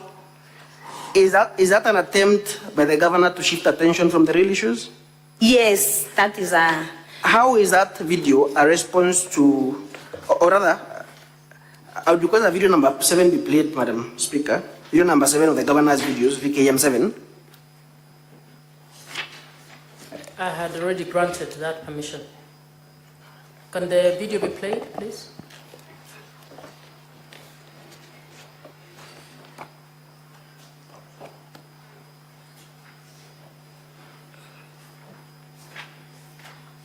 Kapumba kuga impeachment ngavana akwenda kueleza Mumeru. I'm sorry, Madam Speaker. I'm sorry for that. It is video number 13, 12 and 13. I'm sorry. I'm coming to this in a moment. Video number 12 and 13 of the governor's videos.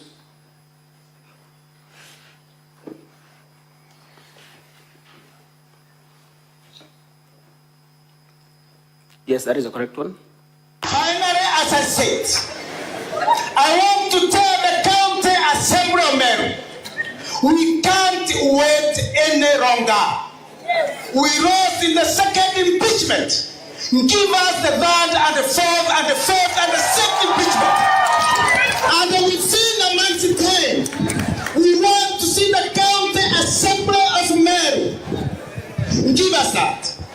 Finally, as I said, that today, when Kraito Morongi, when Mwashimiwa Munya, when Kaduri Morongi, when CS Rentore, when Motuma Ntoidhikia, when Ayubu Mundi, when Idani Kere, and the other members of the assembly were sat down and have a cup of tea and they even said nothing, that today the redemption of Meru will be nigh.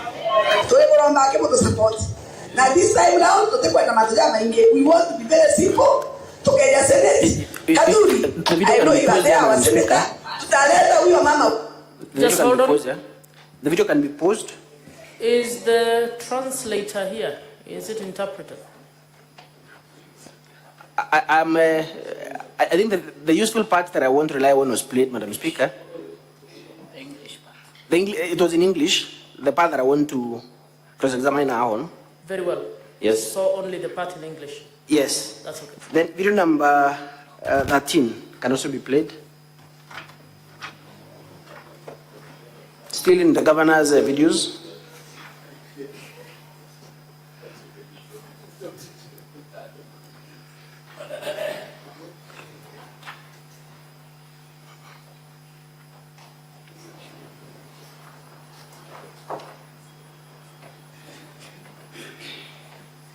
Video number 13.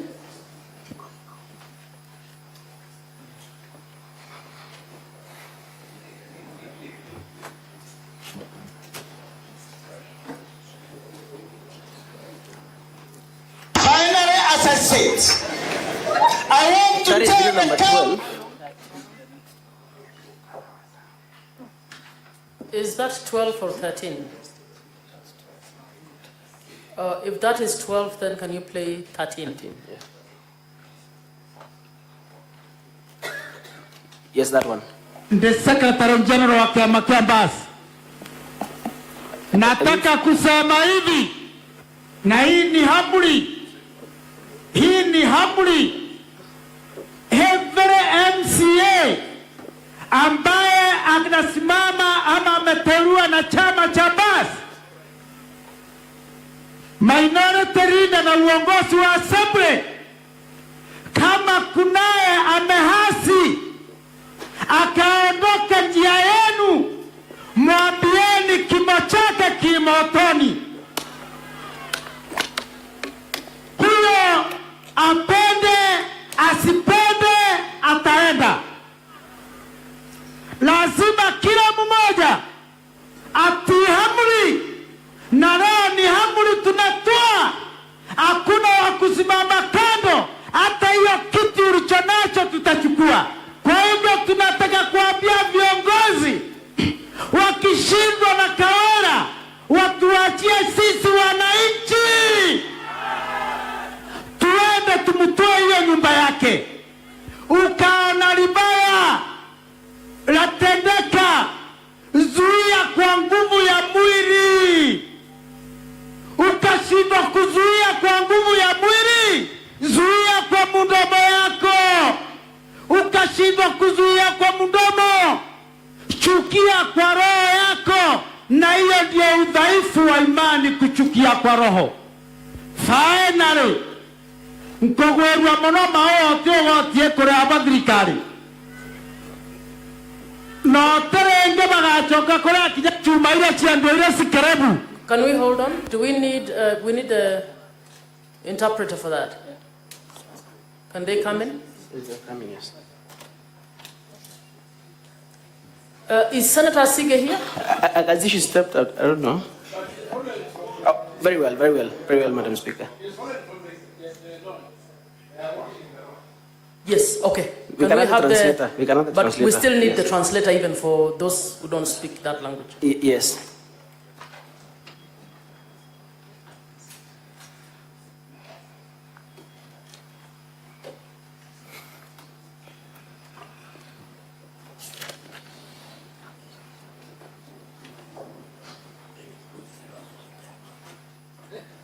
Translator, are you ready?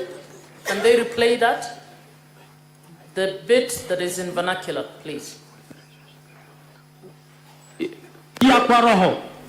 Finally, mkogwerwa monoma wote wote kure abadirikari.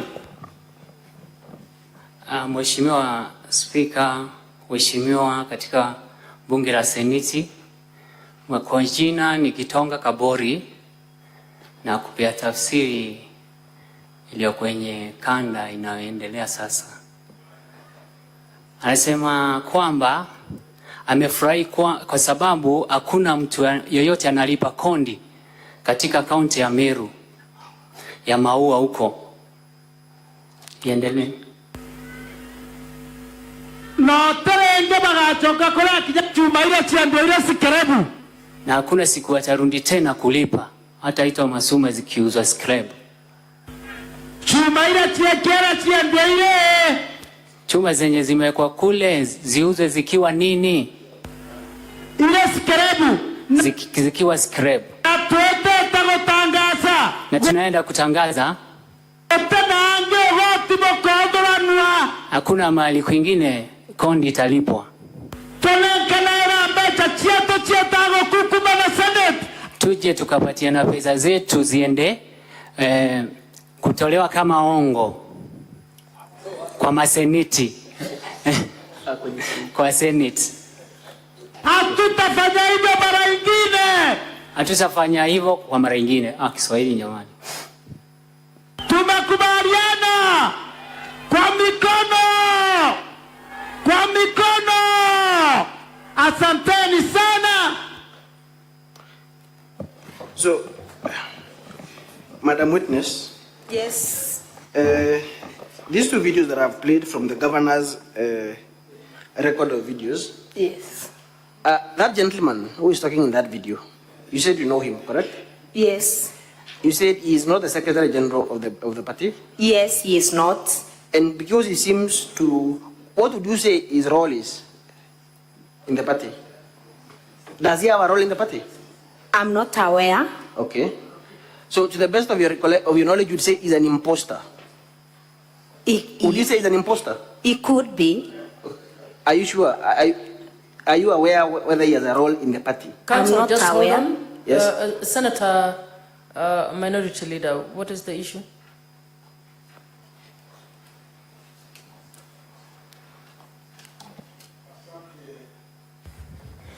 Asante Bispika. Nilikuwa nataka kujua jina la yule alikuwa akiongea. Kama anaweza kulirejelea. Council, you might want to also indicate the name of the gentleman in that video. Yes, from the video, Madam Speaker, I can see his name is indicated as somebody Alhaji Mwendia. That is the name that is indicated in the video.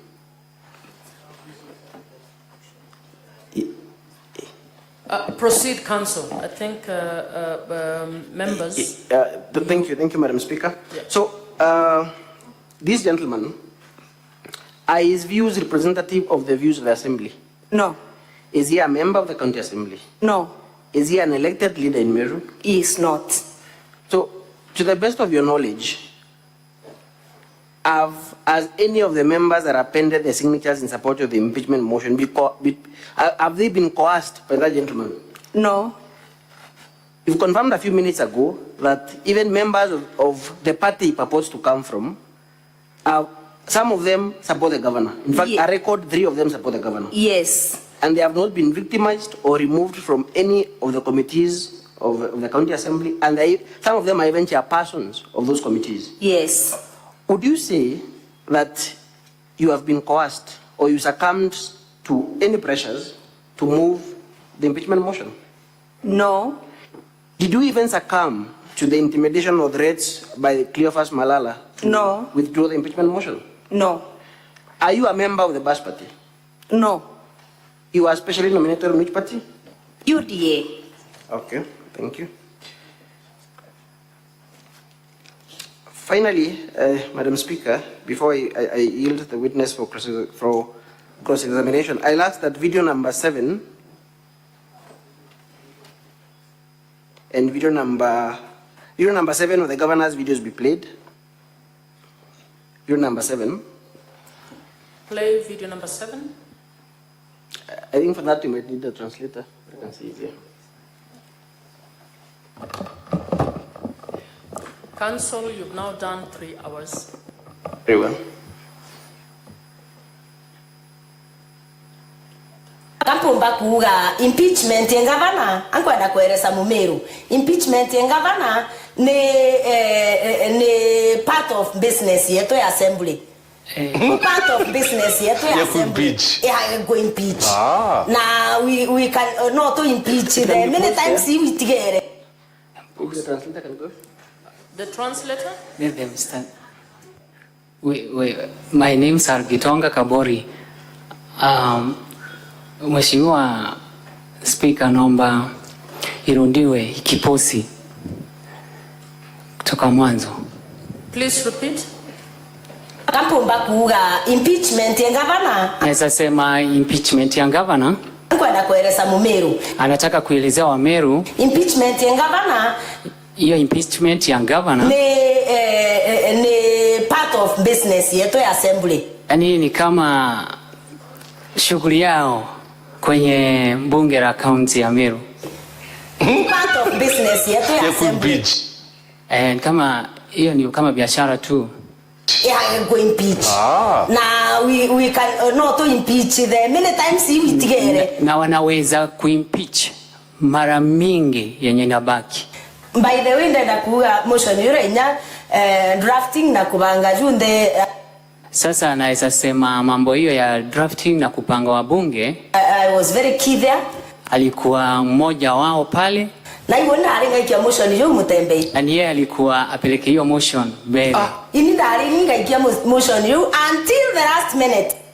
Ndiye alikuwa wakupeleka hiyo motion wa kwanza, lakini until the last minute. Mpaka pale dakika za mwisho. Kenda mwandikirira Evans Mawira bwega. Kama ulisikiza Evans Mawira vema. Akiongea. Bali convinced ngavana ageta. Alikuwa yani na hakika kabisa gavana ataenda. Kwao akwa convinced gavana ageta. Kwa hivyo alipokuwa na ile hakika kabisa gavana atatolewa ama kwenda. Au gakayu kekendage ana ngirole kwengai. So naye akaichangamkia achukue ndio posa kaweze kuchukua hiyo tuseme ni heshima ama kupewa glory yani. Actually in the emotion Joe. Anasema kwamba ni yeye alikuwa ipeleke si Mawira.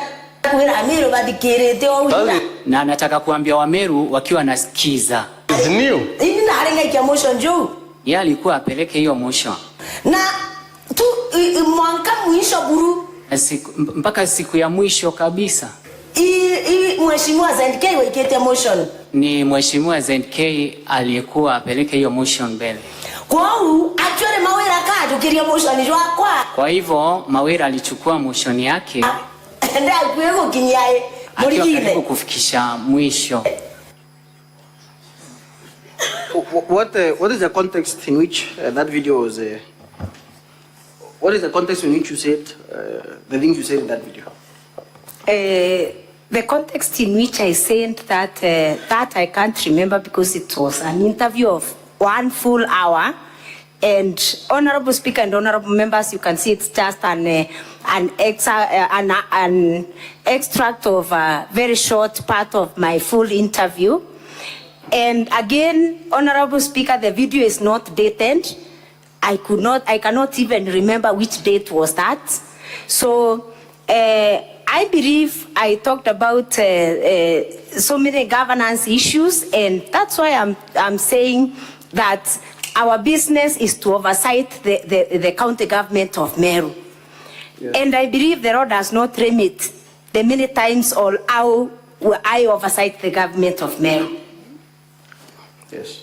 So in totality, now as I yield the witness to cross-examination, in totality, from all the evidence and the testimonies and the witnesses you're going to call, of course you shall get to that, but from all the evidences, the video evidences you've played, that have been played here, and the documents that have been shown in terms of the exhibits, what do you ask the Senate to do? Thank you very much. I believe that from the case that I've presented to the Senate, I personally believe that the gross violations by the governor of Meru have impacted negatively on service delivery in Meru County. Honorable Chair, Honorable Speaker, and honorable members, I would want to submit that the people of Meru are crying. I would want to submit that service delivery in Meru is highly compromised. I would also want to submit that there is poor governance, and also submit that there is no witch hunt. there is no malice, and there is no external influence on the County Assembly of Meru. My prayer is that this Honorable House, Honorable Chair, listens to the people of Meru, listens to the cry of the people of Meru, and saves the people of Meru from the agony of crying each day, in and out, from January to December. Madam Witness, the final question, how would you like the Senate to treat the videos from that gentleman? The gentleman who his name is? Al-Hajj, the gentleman, yes. On the videos, on the video of the gentleman called Al-Hajj, I would want really to say, Honorable Speaker and Honorable Members, that it is really unfortunate, it is uncalled for. Those sentiments do not represent the feelings of the Assembly. Those sentiments do not represent the feelings or the view of the people of Meru. And I believe he made those remarks on his own behalf. And I believe the people of Meru, including the County Assembly of Meru, has a lot of confidence in this house. And that's why we have come again and again, so that we can get reprieve from this house. So I regret those comments from Al-Hajj, and on behalf of the County Assembly of Meru, those comments are highly regrettable. Thank you, Madam Witness. Thank you, Madam Speaker. I yield the witness for cross-examination by the Governor's team. Thank you. Now, Counsel for Governor for cross-examination. Thank you, Madam Speaker. Counsel, how much time do you think you'll require for this? That's why I come here. My learned colleague, Mr. Mutuma, is the one cross-examining, but I came here to seek direction on the question of time. Reason being, at the very least, Madam Speaker, it's not asking for too much to ask for equality of arms. It is actually the bare minimum the law expects of us. The County Assembly has done something very unique. They have taken 3 hours and 10 minutes on this witness out of the 4 hours allocated for the entire County Assembly case. Meaning that even if we took the remainder of their entire time, we are not even getting a third of the time they have taken with this witness. My learned colleague, Mr. Mutuma, would have desired to have at least a half the time the County Assembly took with this witness in order to do justice. We are not asking for the same time. We are asking for half the time. Madam Speaker, we urge that you give direction on that question.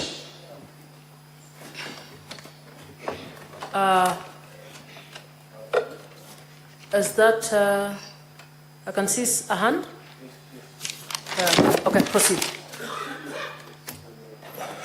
Senator Mungatana. Much obliged. Madam Speaker,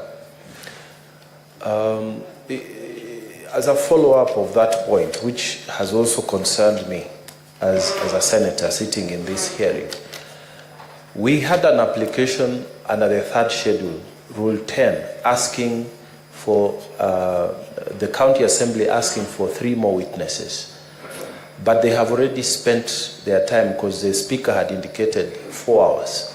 So I just wanted to know, Madam Speaker, whether are they intending to bring the other 3 witnesses, or what is we need direction, because it seems there is like they have exhausted their time. I submit, Madam Speaker.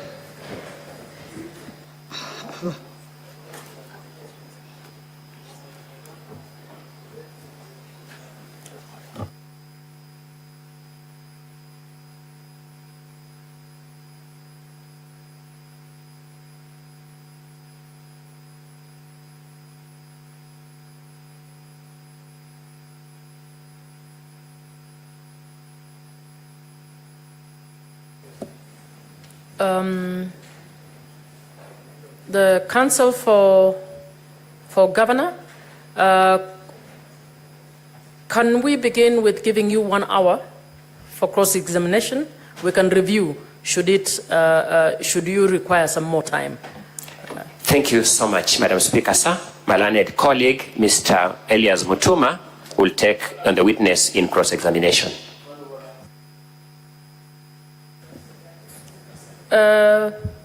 Point of order?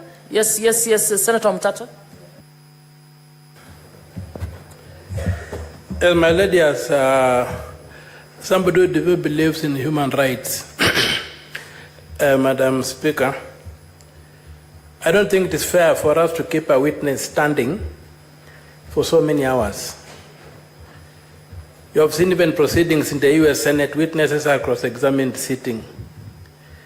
So I've seen this lady is trying to lie on the rostrum, and I don't know if it is really fair to keep somebody standing for 3 hours and then it's under cross-examination for an hour or 2 hours. It will not be good for the health of that person. Senator Mtata, I don't think there is a rule that says she cannot sit, and she has not requested. Witness, you may sit down during cross-examination. Thank you.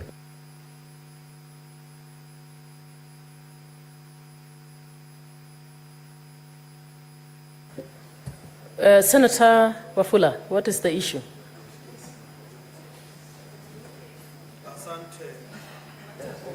Asante Mheshimiwa Spika, ningependa upeane mwelekeo. Sisi kama Senate, sisi ni kama majaji katika kesi hii, na ni vema tupate mwelekeo iwapo majaji wataweza kupea mwelekeo mshukiwa ama mshtakiwa jinsi ya kukabiliana na mwenzake katika hafla ya kujitetea. Asante Mheshimiwa Spika. Senator Wafula, I think the procedure was properly guided by the Speaker at the beginning. It is time for the counsel for the governor to do cross-examination. Let us allow that to happen.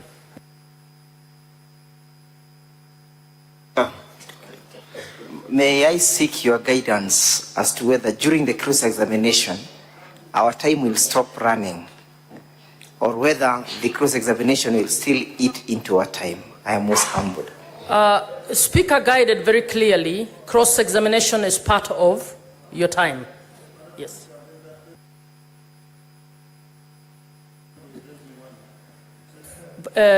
Senator Siengo. Thank you, Madam Speaker. I only need to seek clarification from the witness whether she's a previous executive member of the previous administration. Senator Beth Siengo, what's the clarification? Senator Gloria, please allow me to preside over this. Order. Senator Siengo, your clarification, what are you clarifying? We are not questioning, we are not asking questions at this time. It is a procedural issue that we've been discussing, and we are moving on to cross-examination by the counsel for the governor. So it is not yet time for senators to ask questions. Counsel for the governor, please proceed.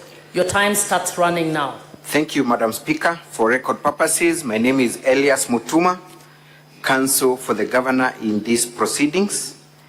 I will begin by asking the witness. Good evening, Mheshimiwa Zipora. Yes. Good evening. Good evening. Good evening. Thank you. Kindly confirm your full names and what you do at the County Assembly. My full name is Zipora Kinya. I am a member of the County Assembly of Meru, specially elected by UDA and the Deputy Leader of the Majority Party. Indeed, you have previously served as a member of the executive in the previous regimes. That is right? Yes. In what capacity? I served as a sub-county administrator, then later redesignated as the Deputy Director Administration until I exited. When were you appointed as a sub-county administrator? 2013. Which governor appointed you in that position? Governor Munya. And the next governor also retained you in that position? That is Governor Kiraito? I was redesignated in 2018 to a deputy director of administration. Thank you. Briefly, give us the composition of party membership in the County Assembly of Meru. How many parties are there? How many members are there in the County Assembly of Meru? In the County Assembly of Meru, there are 69 members. We are 69 members. The UDA has 21 members. The Bas Party has 20 members. And the rest have the remaining members. I am not very sure of the numbers. Very well. Yes. Are there any independent members in this assembly? Yes. How many? I'm not sure of the number, but there are members from it who vying on independent tickets. Thank you. You have indicated to the honorable senators that this impeachment motion has been supported by a majority of residents of Meru, and you gave a percentage. What percentage is that? 85% according to the public participation. Thank you. 85% according to the public participation, and you have brought the memorandum and report of that public participation. Yes. And that is the basis for you to claim that 85% have supported the impeachment, right? Yes. I want you to have a look at that report briefly. That is volume 5 of the County Assembly's bundle of documents.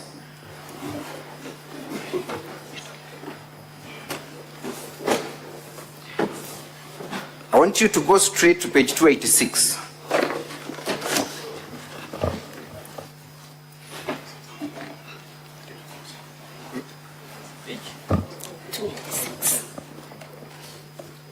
Page 286.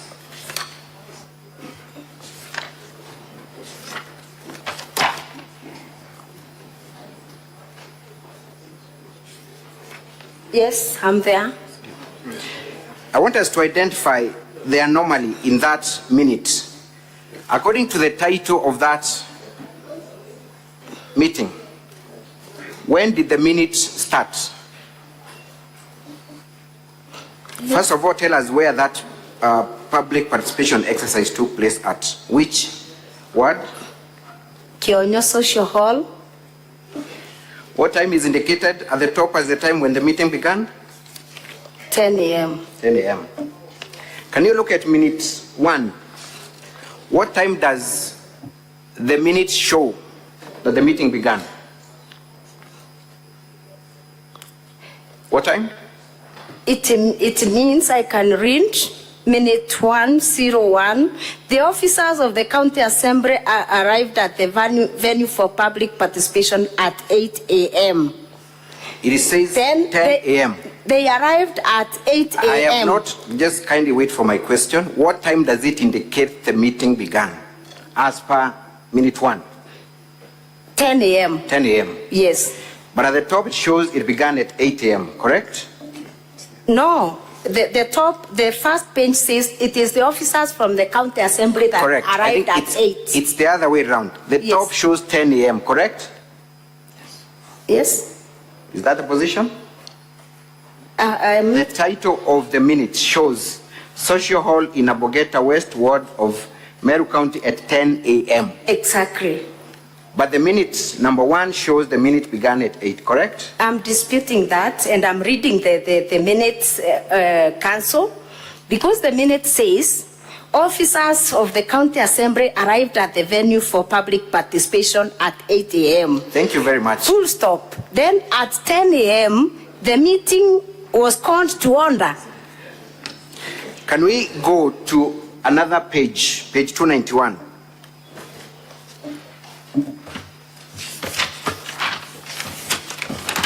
Confirm that the same format of capturing minutes appears at page 291. Tell us where that meeting took place and how the minutes were captured.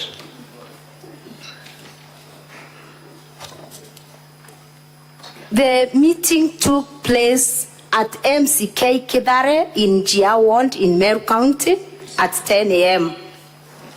Minute 1. Officers of the County Assembly arrived at the venue for public participation at 8 a.m. Can we go to page 294 and compare that with page 297? Do we find page 294 and 297? Tell us whether the same format of capturing minutes appears. That officers in all these stations arrived at 10 a.m., at 8 a.m., and the meeting began at 10 a.m. On page 294, tell us. 294? Yes. The officers of the County Assembly arrived at the venue for public participation at 8:30 a.m. Correct? Yes. And proceed to read minute 1. The minute was called to order by Mr. Raphael Mwenda at 10 a.m.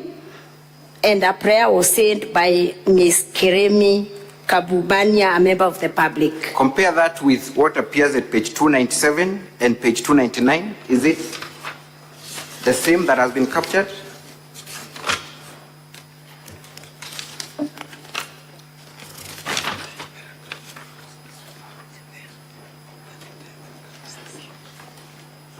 It reads, the officer of the County Assembly, this time it says officer of the County Assembly, arrived at the venue for public participation at 8 a.m.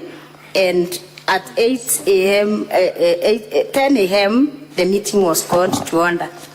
Thank you. Now, let's read verbatim minute 1 for all the minutes that I have identified. The Yes. first paragraph. Yes. Read them. Let's start with, for instance, page 286. Minute 1, verbatim. 286.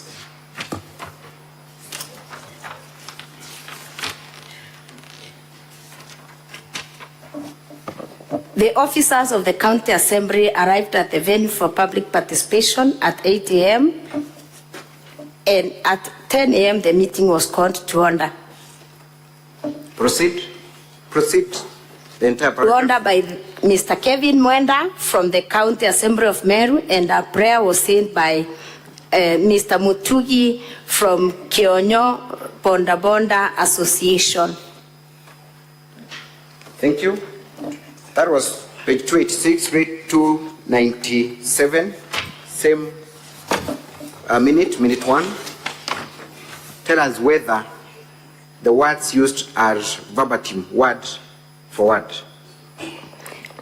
Officer, this one says, officer of the County Assembly arrived at the venue of public participation at 8 a.m. Full stop. At 10 a.m., the meeting was called to order by Godfrey Mutiga, and a prayer was said by Murangeri Bogori, a member of the public. Thank you. Do you find those 2 minutes to have a semblance, word for word, except for the names of individuals present? Not really. Some are talking about 8:30 and others. Show us the difference in terms of the content of that minute. The other one was 297 and 284.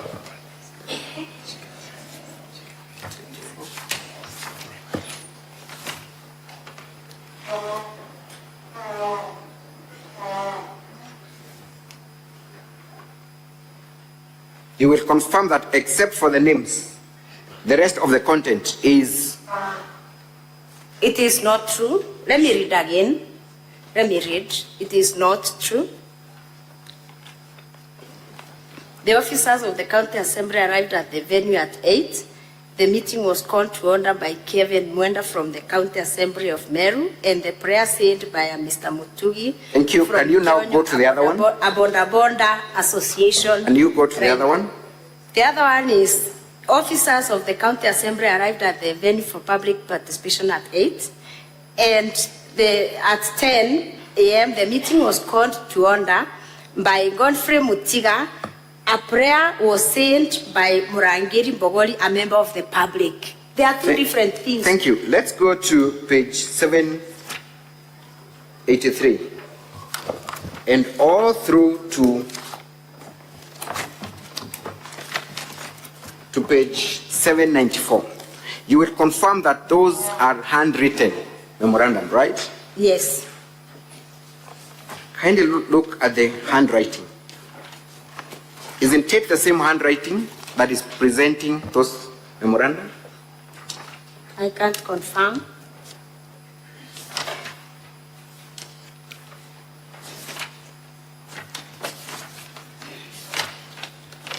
Do we have, apart from the names, do we have any other description of those parties? Phone numbers, ID numbers?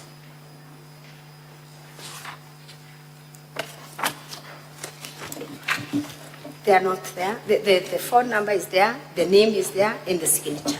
Thank you. We can proceed on and on, but we will have time to identify all these things during cross-examination. Let us go to the incident that you talked about, that there was an attempt to touch the County Assembly of Meru. Which date was that? It was on the eve of 8th. Actually, it happened at around 3 a.m. So it had on Madam the Witness, day. Yes. I am asking the questions. Yes. Kindly restrict yourself to the question. Yes. What date was it? I've seen on the eve of 8th August 2024. Is it on the eve, or I am interested on the dates? Which date? It was on 7th August 2024 or at 3 a.m. What time was it? 3 a.m. in the morning. Were there members of the County Assembly? Yes. Within the Assembly at that hour? Yes. Does the County Assembly of Meru conduct business at 3 a.m.? It doesn't. It does not. Yes. How would you explain their presence? In public offices at 3 a.m.? I would explain their presence because the members of the County Assembly, the members of the County Assembly were under threat. And because of the threats that they were facing, like me, I was seriously threatened. I could not sleep at my home. So I sought refuge elsewhere. We have got your answer. Yes. So were you present at 3 a.m. at the County Assembly? Yes. Were there other members of the public present at the County Assembly at 3 a.m.? I didn't see them. You did not see them? Yes. So if I tell you that that fire emanated from people who were present at that time, would I be wrong? You would be wrong. You have just said that there were no other members, to your best of your knowledge. Yes. So the people present at the County Assembly, yes, might they have begun this fire? The members of the County Assembly were inside and not outside, and the fire was from outside. You said that the fire emanated from the Meru Locots, correct? Yes. Meru Locots is a secured premise, isn't yes, it? Yes. As a County Assembly, did you try to seek any statement from the Meru Locots? You have just accused them of touching the County Assembly of Meru because you said the fire emanated from the Meru Locots. Do you want to change your statement, or do you want to stick by that statement? I stick by that statement. Did you seek any statement from the leadership of Meru Locots?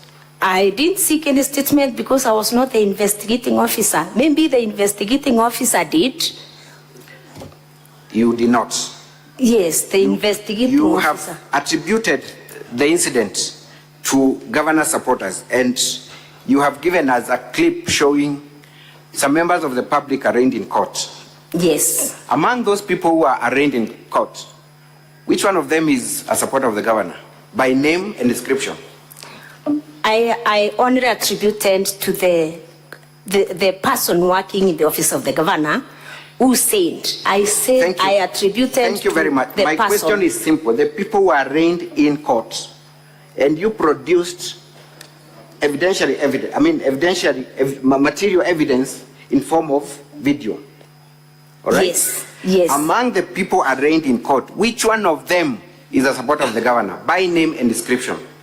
I didn't arrange the ones. I sent the supporters. You are now withdrawing I'm not withdrawing. So indeed, I arranged that those who threatened to do it are supporters of the governor, and indeed, I did not say those that are arranged are the ones. so you are now withdrawing that statement. It is on record that governor's supporters touched the County Assembly of Meru, and you brought evidence. I am asking you, Madam Zipporah, which one of them is a supporter of the governor, by name and description? I said, I'm saying, I did not say those that are charged are the ones who are the supporters of the governor. I said actually about the staff from the office of the governor who sent Atachoma, and I remember saying... We are going to the staff that you talked about. Yes. So would you now want to confirm to the Senate that indeed there were no supporters of the governor charged with touching the assembly? Yes, I can confirm because I said there are some people who are charged for the offense. But you've just said they are not governor's supporters. Yes. Thank you. Those charged. Thank you very much. Let us go to the specific officer from the office of the governor. What was the name of the officer? I said I don't know the official names, but he's popularly known as Achege. Achege. Yes. Is he among the people we saw in that clip having been charged with the offense? No. He's not there. Yes. To the best of your knowledge, has this individual been charged for any offense, threats, or even assault? He has not been charged. He has not been charged. Yes. Any report that has been made? I'm not aware of any. Madam Witness, have you filed any report? Because you came to Senate and alleged that he threatened members of County Assembly and he was among the people who planned to torch. Have you made any effort to have him arrested, including even filing a report? Ahobi has been recorded. Where is that OB? Ahobi was recorded by... I ask you specifically, you, have you taken any steps? Not an OB. Personally, have you taken any step? Personally, I have not, but You the have county not. assembly has taken. Thank you. Yes. You also played a clip showing your home being touched. Yes. What time was it? It was touched on the eve of the first impeachment motion. What time was it? 3:48 a.m. 3:48 a.m. Yes. And you said that was on the eve of The first impeachment motion. First impeachment. Yes. And you said the fire emanated from your neighbor's place. From across the neighbor. You Yes. told senators, and we were listening, and Hansard can confirm, that the Yes. fire emanated from your neighbor's home. Yes, not neighbor's home. I said the fire was from the fence. We from were my very fence. keen, Madam Speaker, and we can have the Hansads read to us. You said it began from your neighbor's home. I didn't say the neighbor's home, from the fence. From the my fence. Yes. If the fire was thrown from across That the fence is adjacent to a neighbor, isn't it? Yes. What is the name of your neighbor whose land is adjacent to your fence? The land belongs to, I even don't know the neighbor. You do not know your neighbor? The person bought the land recently. Yes. Yes. The person, I'm very serious on this. The person bought this, it's a plot. So it was bought recently, recently. as recent as the eve that... I know the other neighbor who sold recently, yes. I know the previous owner. The previous owner of that plot, I know. I can tell who is it. But you confirm there's a neighbor? Yes. Did you There's visit a the neighbor. Yes? Madam Speaker, Mr. Speaker, sir, I see counsel trying to coach the witness. That is very becoming of an advocate. Sorry. Madam Speaker. We should have known what counsel is trying to tell the witness. That cannot be permitted. Mr. Speaker, I'm trying to control the witness for the ease of clarity. I'm just telling her be straight to the answers that are being asked. Just normal way of controlling a witness. Very well. Witness, please respond to the questions asked only. Okay. Thank you. Thank you, Mr. Speaker, sir. You confirm there is a neighbor adjacent to your fence. Yes. You do not know the name of your neighbor. The new neighbor, but the old one I know, the one who sold the plot recently. I can give the name. Did you go to this neighbor that you do not know and consult him or her about the source of the fire? The plot is vacant. There is no home. It is not habited. The question is, did you visit them or try to investigate who owns that plot? I tried to investigate, but I have not yet known who bought it. Thank you. We saw that video was a very short clip, correct? How many seconds was that clip? I'm not sure. You're not sure? Yes. How many buckets of water were used to put off that fire? I did not count. Can we watch that clip again? Yes.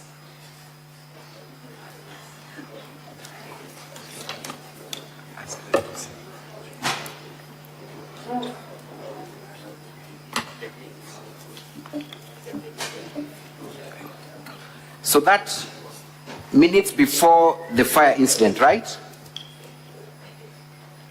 That? Yes, yes.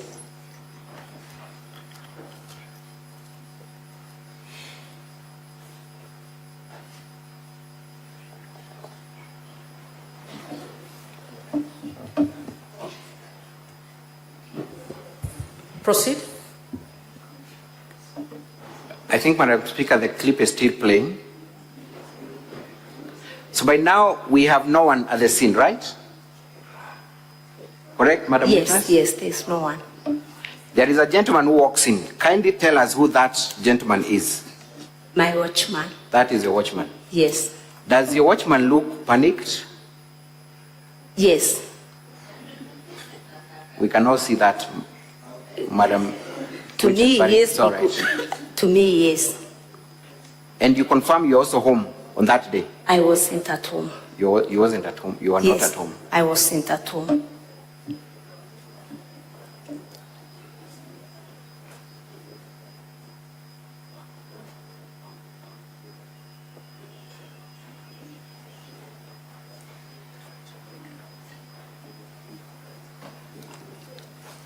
But I confirm, Madam Speaker, you saying that you were woken up by your worker to inform you about the incidents?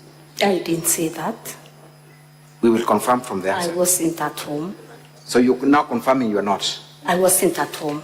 Thank you. Yes. So by now still there is no one putting up the fire and the gentleman is walking easily where the fire incident is.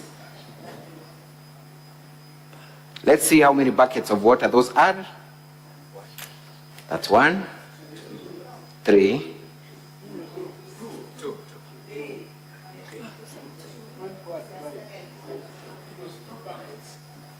There is another one. And the fire is off. You confirm that that was a petrol bomb. That's what you told us. I talked about a petrol bomb in the assembly. Please. It's not that one. Thank Let's you. get the facts right. Madam Speaker, Madam Witness, what action did you take after your house was allegedly attacked and torched? I came back the following day. I was not at home. I came back the following day and I went and reported the incident at Nkobo police station. You are next a copy of the OB report. I mentioned it in the answer. Have you attached a copy of the OB? Because you knew you are going to rely on that clip. Have you attached the OB report? It is in the answer. Yes or no? I have not. Have you attached? I have not. So this Senate has no way of confirming whether there was any formal report or investigations done in respect to that incident. They have no way of doing that, isn't it? Okay. Say yes or no. They have Yes. no way of confirming that. Yes. They have no way. I put it to you, Madam Witness, that what we've just watched is a state-managed incident. And we cannot tell that. What do you say? It is not. It is not. Thank you. You have also talked about a number of incidences where the residents of Meru have complained about the governance structure of Madam Governor here. You have specifically talked about an incident where there was a birth that took place near Kegochwa Hospital. Yes. You remember that? Yes. Kindly confirm the status of that hospital. What level is that hospital? What kind of an hospital is it? It is level 3 hospital, according to the complaints of the people of Kegochwa. It is not according, Madam Witness, you investigated the governor, and the evidence you brought here are subject to investigations. With surety, tell us what level of hospital that facility is. Level 3. Level 3. Yes. It does not have a maternity wing, does it? I'm not sure. I am putting it to you that it is a dispensary without a maternity wing. Is that the position? I'm not sure. You're not sure? Yes. If it is not, if it does not have a maternity wing, then there was no way a woman would have gone there to give birth, isn't it? I can't confirm. You cannot confirm. Yes. And you want this Senate to impeach the governor based on that allegation. Is that your position? It is not part of my allegation, but it is a compromised service delivery. So it is not part of your allegations? It's a support of the compromised service delivery. But you confirm that you did not bring the governor here to answer to those charges.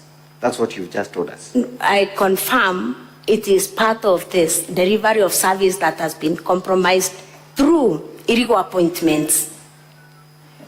You have also talked about 20 cows dying in a certain ward in Meru. Which ward was that? Kwene ward. Kwene ward. Yes. In your impeachment motion, kindly refer me to the charge where the governor is being accused of that specific allegation. I do not even know the name of that allegation, but in your impeachment motion and supporting evidence, show me exactly where you have accused the governor of that mismanagement of public resources. Is there anywhere? I did that. That video was meant to correct the video that was presented as defense for the governor, which also is not which also is not part of the allegations. So you have not brought the governor to answer to those charges? You have not brought the governor to the Senate to answer to those charges, have you? Yes, because that is not part of my charges. Thank you. It's only the governor defended herself through the wrong videos too. Thank you.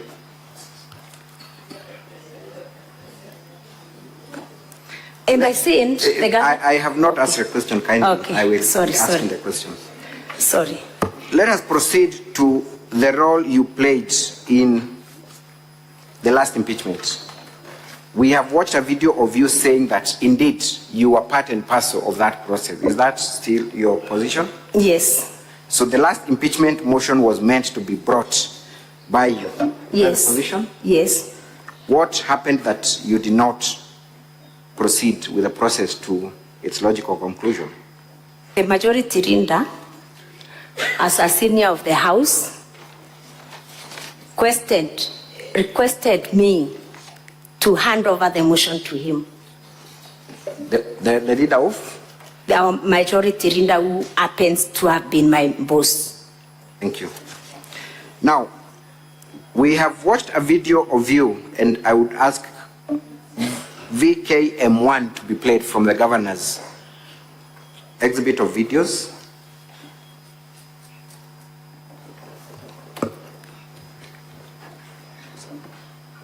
VKM1. Kuromba seneti yetu e Kenya bakeyo tucokeria Kawera Mwangaza bamenye Kawera twina maita yangira tatatu ja umwinga tukamwinga bachokia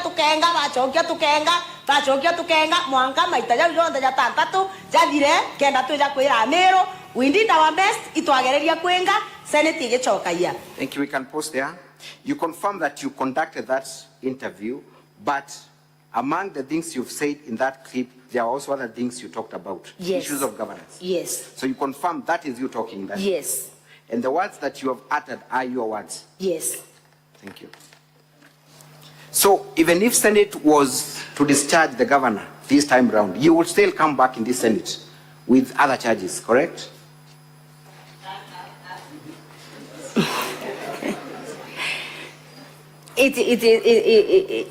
It depends, because let me confirm that if the governor does not continue the violations, we cannot bring her back. Indeed, it is because those violations continued even when the case was here in the Senate. That's why I said that if the governor stops the violations, then we are going to go as Meru County. I cannot confirm that I'll come back, because maybe the governor may decide now I'm not going to violate the Constitution anymore. Do you have any personal vendetta against the governor? No. Do you think she's a mad woman? No. Do you think she's crazy? No. Can we watch video VKM09?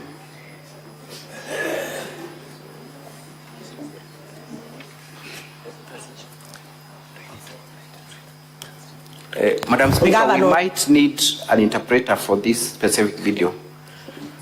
Sergeant at Arms, please usher in the interpreter. And before we hear from the video, what is your background training professionally? Professionally, I'm a trained teacher. You're a trained teacher. You Yes. actually served as a principal of a school, isn't it? Yes. Do you have any training in medical health? No. Mental health? No. Psychiatric training? No. Psychology? No. Thank you. Is the interpreter there?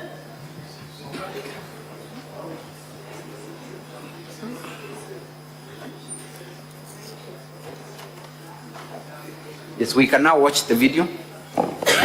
Ngavana Meru Kawera Mwangaza bukadugania ingavana bwinawe. Thank you very much, Honorable Speaker, members of the Senate. I'll go ahead and interpret the video. Kindly, can you play back? Ngavana Meru Kawera Mwangaza bukadugania ingavana bwinawe. Meru Governor Kawera Mwangaza, don't you think that you have a governor? Imtondo. She's mad. Ngavana Meru aumira ndotene. Meru Governor went crazy long time. Na oni na aru anada kondikiria giteke vacant. And I want to declare that seat vacant. Kwa Meru na chiomie. And now Merus should be ready. Atwe ula tukomba kuchwa ngavana ule okomba kwa Dhamiru. We need to get the way forward on how we get a new governor who can lead Meru. Thank you. We can stop there. Ngavana Meru Kawera Mwangaza. So, were you lying to the members of public then when you said the governor was mad? Or are you lying to Senate now when you're saying you don't think she's mad? I didn't say to whom were you lying? Is I it the didn't Senate say or she the is members of mad. the I didn't say she is mad. Was that you we just watched on TV? It was taken out of context. Was that you we watched on TV? It was taken out of context. Witness, please answer the question. Yes.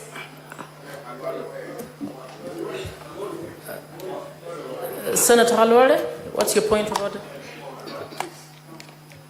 As one of my colleagues who will be making a decision based on this evidence, Chair, could you remind the witness that she is under oath, and can she therefore stick to one side of whatever it is she wants to tell us?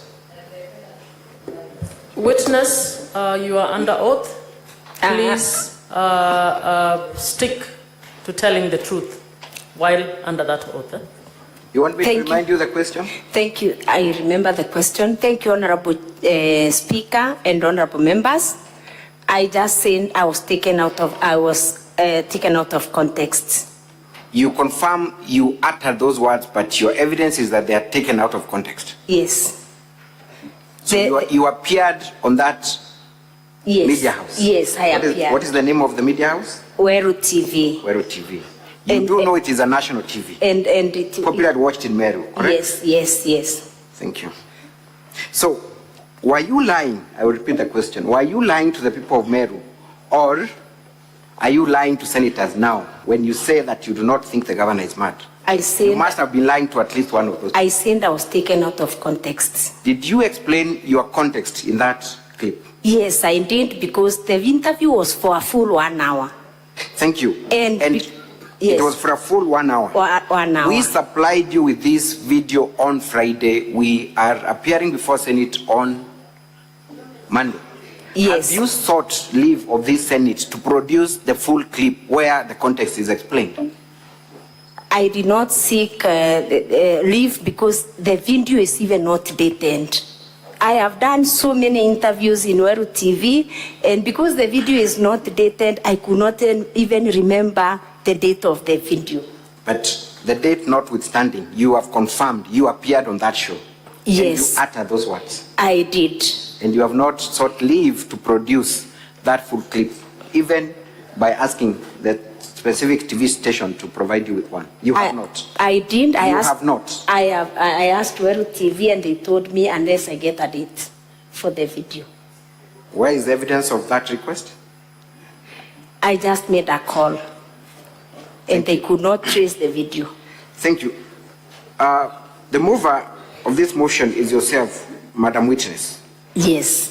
And you have made it a business to impeach the governor, and there is actually a direct financial benefit to you and other members of the county assembly who impeach the governor. Is that correct? No, not correct. Not correct. Yes. We have seen you on video VKM7 stating that it is your business to impeach the governor. Can we watch that clip once again? VKM7.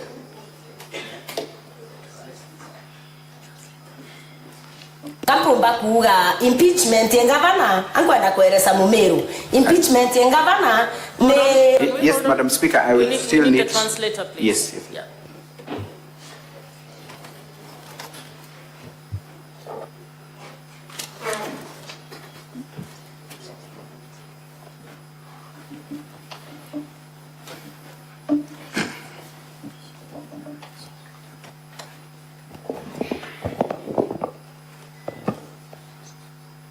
Can we watch the video kindly? Impeachment ya gavana. All I can say, the impeachment of governor, angwenda kueleza Mumeru. I want to explain to Ameru. Impeachment ya gavana. The impeachment of the governor ne part of business yetu ya assembly. It is part of our business as county assembly members. Proceed. Part of business yetu ya assembly. Yeah, go impeach. Yeah, it is part of our job to impeach. Now we can not to impeach them many times we together. And we can as well impeach over and over again as many times as they are remaining. By the way, that motion draft. I also want to say that that motion. I was very key there. During the drafting and everything, I was behind it. And I was to take it to the Senate Mutembei. It's me who was to take it until the last minute. The last minute. Until the last minute. Until that last minute. If you listen to Evans Mawera very well when he was talking, he's saying that they were very convinced that the governor will go. For that reason that they were convinced that the governor is going, he wanted to take the motion so that he can get that fame. Actually, it's me who was to take that motion to the Senate. Na ndenda kwira Meru bathikirite o. And I want to tell the people of Meru when you're listening. It's new. Ini na arenga motion juu. It's me was to take that motion. We can stop there for the sake of time. You have talked about two issues in that interview. One, that it is your business. The business of the assembly. It is your business to impeach the government. The CRIP says the business of the assembly. Business. Not private. Business, yes, in Swahili is biashara. True or false? True or false? We transact businesses in the assembly. Business in Kiswahili is biashara. True or false? You are versed with the Swahili language. It is biashara, correct? Kwa Kiswahili ni biashara. Kiswahili ni biashara. You have also said that Mawira took away your glory of trying to impeach the governor. That's why you end with the motion. You were involved with the drafting until Mawira took the glory. Is that what you said? He took the motion from me. You have said that he took the motion from you and got the glory of impeaching the governor. Isn't that what you have said? I've said... You want us to play that clip again? It can be played because I've said Mawira took away the motion from me, and he told the people, Meru, he took the motion because he was sure the governor was going. You want us to replay that clip again, where you're saying that he took the glory of trying to impeach the governor? Yes, him, not me. Have you heard yourself say that Mawira took the glory? He was taking, not me. You weren't confused and said I'm the one who was taking the glory. It is Mawira. Thank you. So yes. Two issues here, Madam Witness. Yes. Motion processes in Meru ni biashara. And second, there is a glory attached to it. And I want to take you there shortly. One, tell us, and you have just told us that you drafted the motion. You are not a lawyer, are you? Honorable members, please allow them to finish. You'll get your time. No, you'll get your time to actually just note. Write it down. You'll get your moment to actually speak to that. You have said you were involved in the process of drafting the motion. Is that still your position? Yes. But you're not a lawyer. You could not have possibly. I drafted even this other one. I'm a teacher, and I'm aware of the violations. Did you have any help of a lawyer to draft that motion? Of course, I got a help of a lawyer. For legal services, at a pay, isn't it? You must have paid your lawyer to do that. Don't worry, I'm not asking you how much. But you must have paid your lawyer for that. I did not pay anything. You did not pay anything? Yes. Is that the same lawyer representing you before the Senate today? No.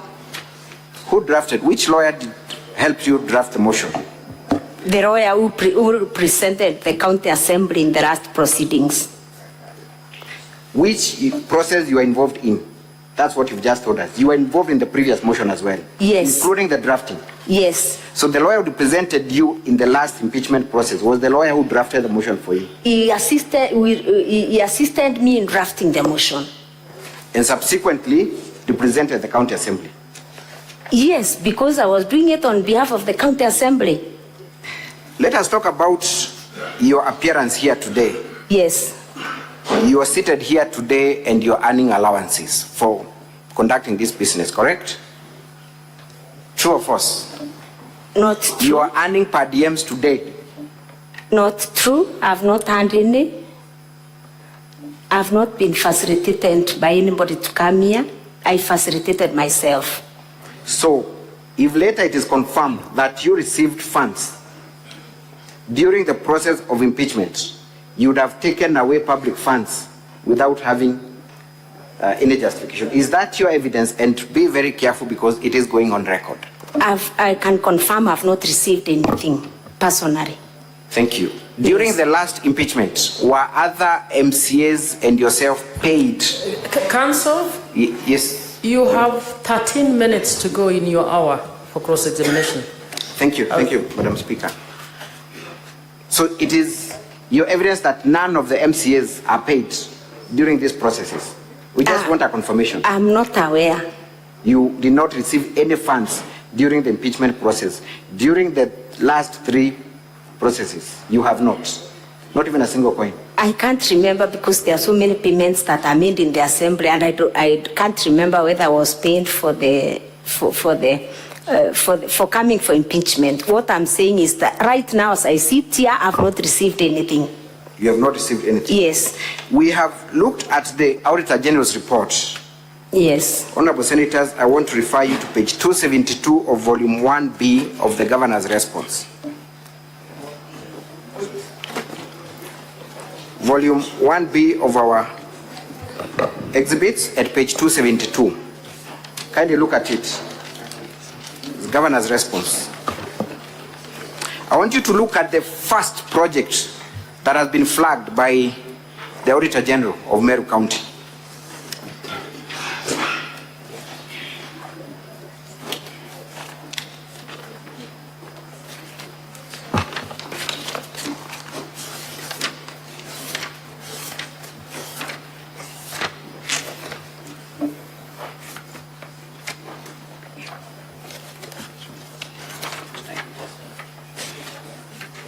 We can provide for the sake of time. Are you able to look at that specific page, 272 1B? 272. What is the first project the county government of Meru has been identified of doing by the Auditor General of Meru? By the Auditor General, sorry.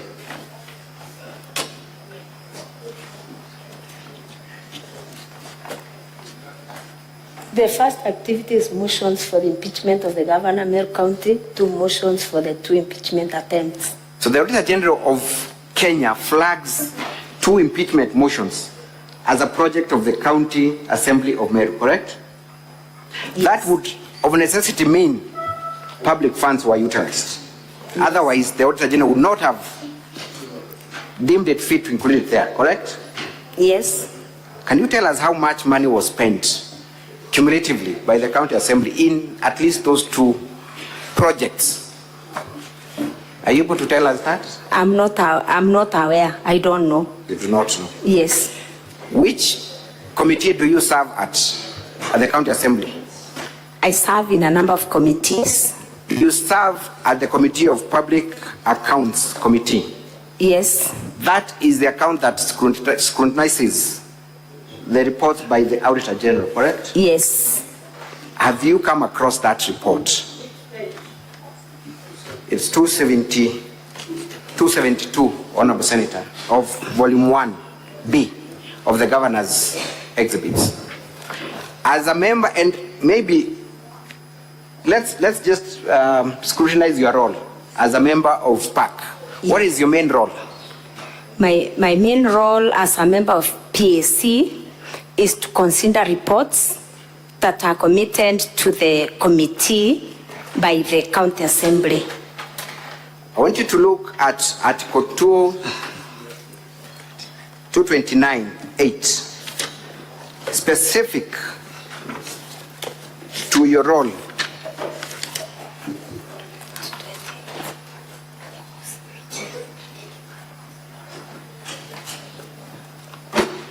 Are we there? 229(8) of the Constitution. Tell us your mandate as a member of the PAC. 228. 229(8, sorry. 229(8. Okay. It is, first of all, confirm that chapter talks about the report of the Auditor General, correct? Yes. What is your role under 229(8)? Within 3 months after receiving an audit report, Parliament and the County Assembly shall debate and consider the report and take appropriate action. Thank you. As a member of this committee, have you discussed the report of the Auditor General in the discharge of your mandate under that article? It has not been tabled. The report has not been tabled by the chairperson. That report has not been tabled. Yes. You have relied on that report to impeach the governor? Yes. Meaning you have had an opportunity to look at it, isn't it? Yes. But you have not discussed? We have not discussed because it has not been tabled to the committee. When was that report received? When did you come across this report? Because you are relying on this very report to show, number one, that the governor is using a manual payroll, isn't it? Yes. Your evidence is derived from that report. Yes. I got it immediately. I cannot remember the date, but I got it immediately. It was released by the Auditor General. So you confirm that you got it immediately? Yes. As a member of this committee, you have not taken any steps in the discharge of your mandate under that article, have you? You have not. I'm not the chair of the committee. But you're a member of that committee? I'm a member of the committee. Thank you. Let us go straight to now the charges. And I'm looking at the charge where you want the governor impeached for illegally revoking the appointment of one Virginia Kawera. Yes. Do you know Virginia Kawera? Yes. What position did she hold before becoming the CEO of the board? She was a finance officer in the Department of Finance and Economic Planning. She was? Yes. An officer, senior principal finance officer? Yes. Is that a position where services are still needed within Meru County? Yes. Has there been any replacement of that position pursuant to her joining the County Public Service Board? I can't confirm. I Madam cannot Witness, confirm. this is your motion. Were you not interested in finding out whether that position was filled? The truth of the matter is that that position has not been filled, isn't it? It wasn't a subject matter in my motion. It was not. It wasn't. You are aware that Virginia took leave of absence, correct? Yes. A person who takes leave of absence is still holding that position, isn't it? That position is not given to any other person. Am I right? No. It is not. It remains vacant for the contract period that... And for how long? Yes. Is the contract of Virginia Kawera running? 6 years. 6 years. Yes. So for 6 years, that position will not be occupied and there will be no service delivery in that position. The position can be occupied by law. How would it be occupied by law? The appointing authority in the department can appoint somebody on acting capacity. For how long can someone act? 6 months, isn't it? Then the law prohibits anyone to hold a position for more than 6 months, correct?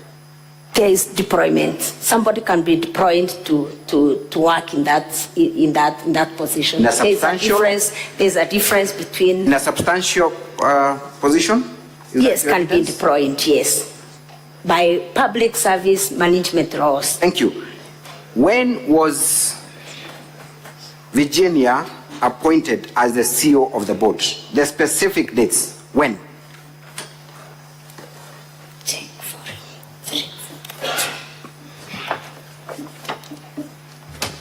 Legal counsel, you only have 5 minutes remaining. Thank you. Conclude your examination. Thank you, Mr. Speaker, sir.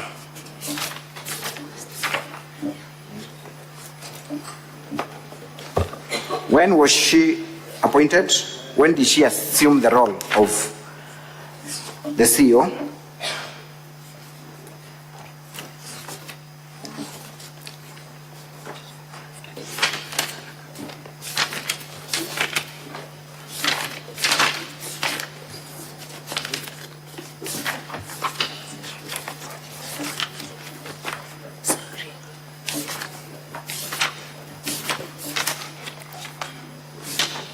Virginia was appointed on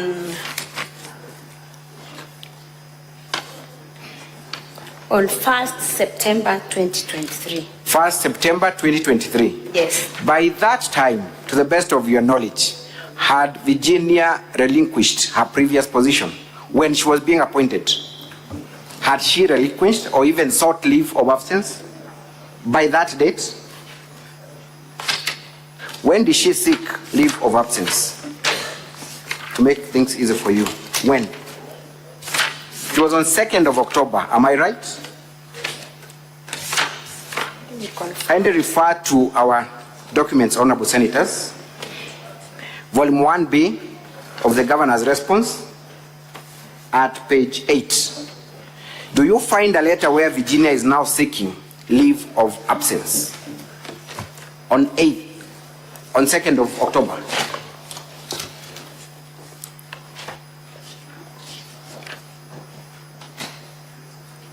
Can you see it? You can see it. What is the date of that letter? 2nd October 2020. And when did Virginia assume the role of the CEO? She was appointed on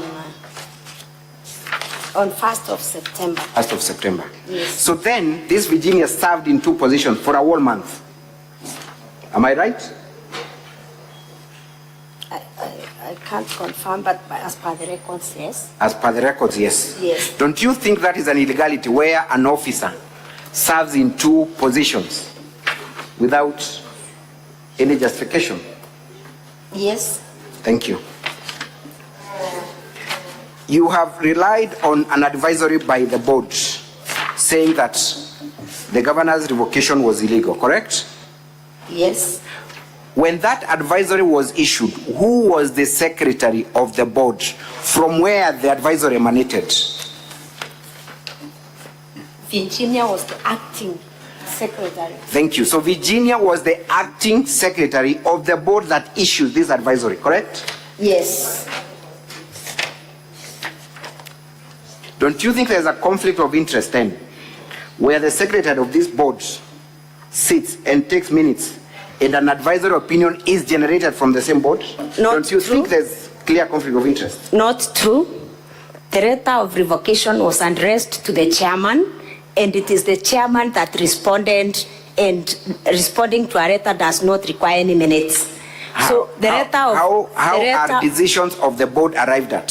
Is it the chairman who makes a decision, or it is subject to the board's discussion, minuting, and subsequent communication done? I don't think there is any provision of the law that requires an advisory to be discussed in a board meeting, in my own opinion. But you confirm that Virginia was the secretary of the board by the time the advisory was... She was, I confirm she was the acting CEO of the board at that time, and that one disqualifies the earlier question that she served in 2 positions. Actually, I've forgotten, she was still appointed by the same government as the acting CEO of the Public Service Board. So she was still at the Public Service Board.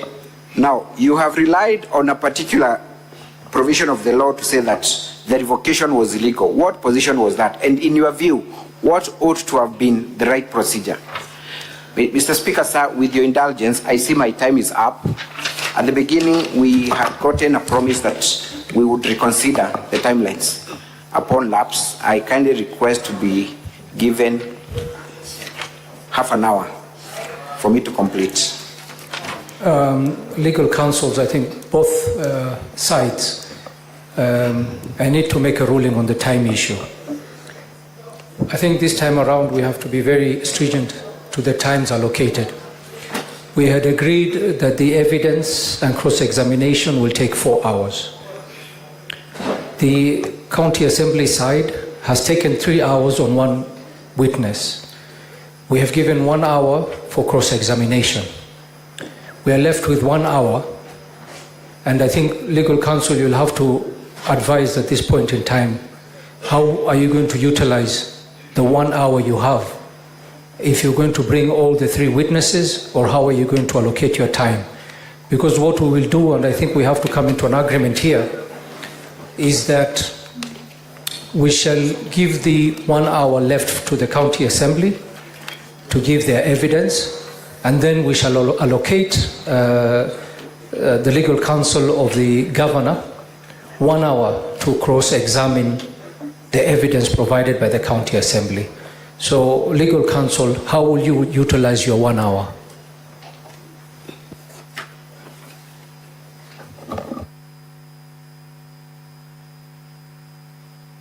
Thank you very kindly, Mr. Speaker, sir. In response to your question, we have 2 more witnesses remaining on the part of the county assembly. That is one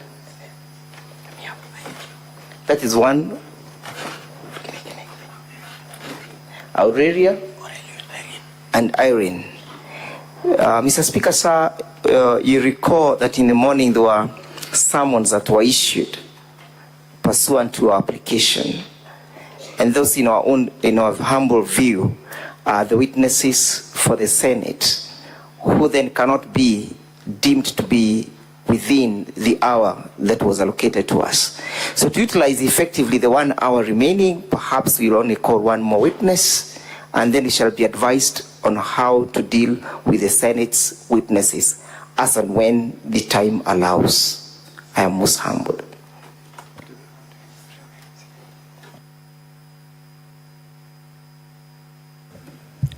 Legal counsel, I'm advised that there are no witnesses of the Senate. Those were witnesses that were summoned by yourselves. Yes, Mr. Speaker, sir. But even up to now, we are not aware whether or not the summons have been responded to, because the communication must come from the House that the witnesses that were summoned are within the precincts, for us to be able to plan for them. So, legal counsel, we will find out if they've responded to the summons, but the summons was done as per your request. That's correct, Mr. Speaker, sir. So, as I wait for that clarification, let us agree that you are going to utilize your 1 hour for one witness, as you've indicated. Yes, then we shall be advised on how to proceed with the other 3 witnesses. Of course, stepping on the traditions of the House, that the House has previously summoned witnesses and considered them to be the witnesses of the House. I'm most humble. I'll get clarification on that and get back to you. Legal counsel for the governor, let us agree that we will stop with this witness now. We proceed to the next witness within the 1 hour for them to, and we will decide within that 1 hour if they're going to bring another witness. Once they've completed the 1 hour, we will give you 1 hour to cross-examine whatever evidence that they've produced. Mr. Speaker, sir, this is the move of the motion. The bulk of the evidence and the case that is being presented before Senate is on the shoulders of this specific witness. So we have a lot of questions for her, and it would be quite unfair for our client if we do not pose all the questions that we needed. And I humbly beg just for 25 minutes from the earlier minutes that are requested to be able to conclude. 25 minutes to be. Legal counsel, you can actually see the mood in the House. Senators don't want to go through the experience they went through the other time because of poor management of time. So I can give you 20 minutes, but it's with a caveat. Yes. I give you 20 minutes, which I'll take out from your 1 hour of the next cross-examination of the other evidence that will be brought here. Is that in order? That's okay. That's okay. I'm getting a note from my lead counsel. Very well. 20 minutes on your time. Madam Witness, back to the question of Virginia Kawera's removal from office. Yes. You are aware that upon her removal or revocation of her employment, she went to court, right? Yes. So there is a matter that is active in court even as we stand before Senate, right? Yes. That matter is yet to be heard. Yes. So should the senators then proceed and find that the governor violated by removing or rather revoking the appointment, would that not in any way affect the judgment that is pending before court? It would. It would not. It would not. Simply because our contention is not on the dispute between the employee and the employer that is in court. Our contention, according to the motion, our contention about our violations is usurpation of the powers of the County Assembly of Meru, contrary to sections. And yes. What is the dispute before court? How is it different from what the Senate is invited to listen to today? Isn't it the same question of the governor usurping the role and illegally revoking? Isn't that the case that Virginia has brought before the courts? Virginia is contesting a dismissal And this motion is contesting the usurpation of the powers of the county assembly. The charges you brought before Senate are illegally revoking. Isn't that removing her from office, dismissing her from office, terminating her employment? Yes, without a vote of not less than 75% of all members of the county assembly. Isn't that the same dispute before a court of law, a competent court of law? The court of law, the contest in the court of law is a dispute between an employee and the employer. This dispute, you've answered the question. Yes. Who are the parties in that case? The governor is a party in that case, isn't it? The governor and Madam Virginia Kawera. The governor is a party? Yes. And the governor is still a party in these proceedings? Yes. Thank you. Let us proceed to the issue of illegally dismissing Dr. Ntoiti, Paul Mwaki, and others. I want you to go straight to your impeachment motion now and read the charges. Yes. Very quickly. Read the specific charge. The specific charge reads illegally dismissing Dr. Ntoiti, CEO of the County Revenue Board, Paul Mwaki, CEO of Rika Board, Kenneth Kimathi Mbaye, Managing Director of Mer Microfinance Corporation, and Joseph Kithure Mberia, CEO MEWAS, in usurpation of the powers of the appointing authorities. I think you can stop there. Yes. Can we go to the motion that was brought before Senate last year? And I'm looking at volume 2 of the governor's supplementary list of documents at page 90. Can you read specifically?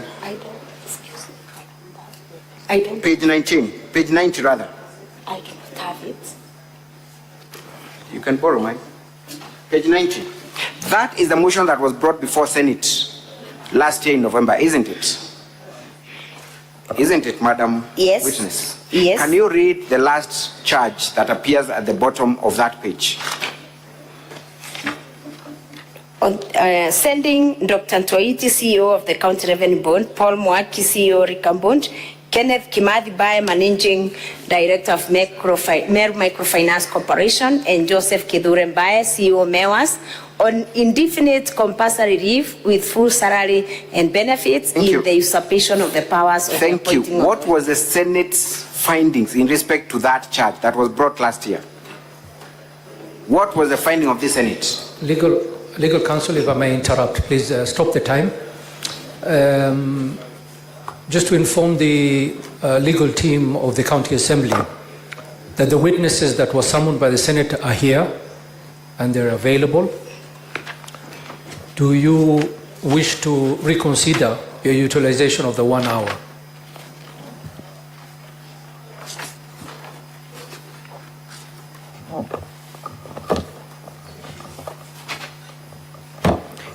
Mr. Speaker, sir, with utmost respect to the House, it's our humble prayer that, noting the content that the witnesses will be submitting on, that perhaps the House may find it in its favor to expand our time with only perhaps 30 minutes. And I understand that the senators have been sitting here, they have other commitments, they sit in other committees.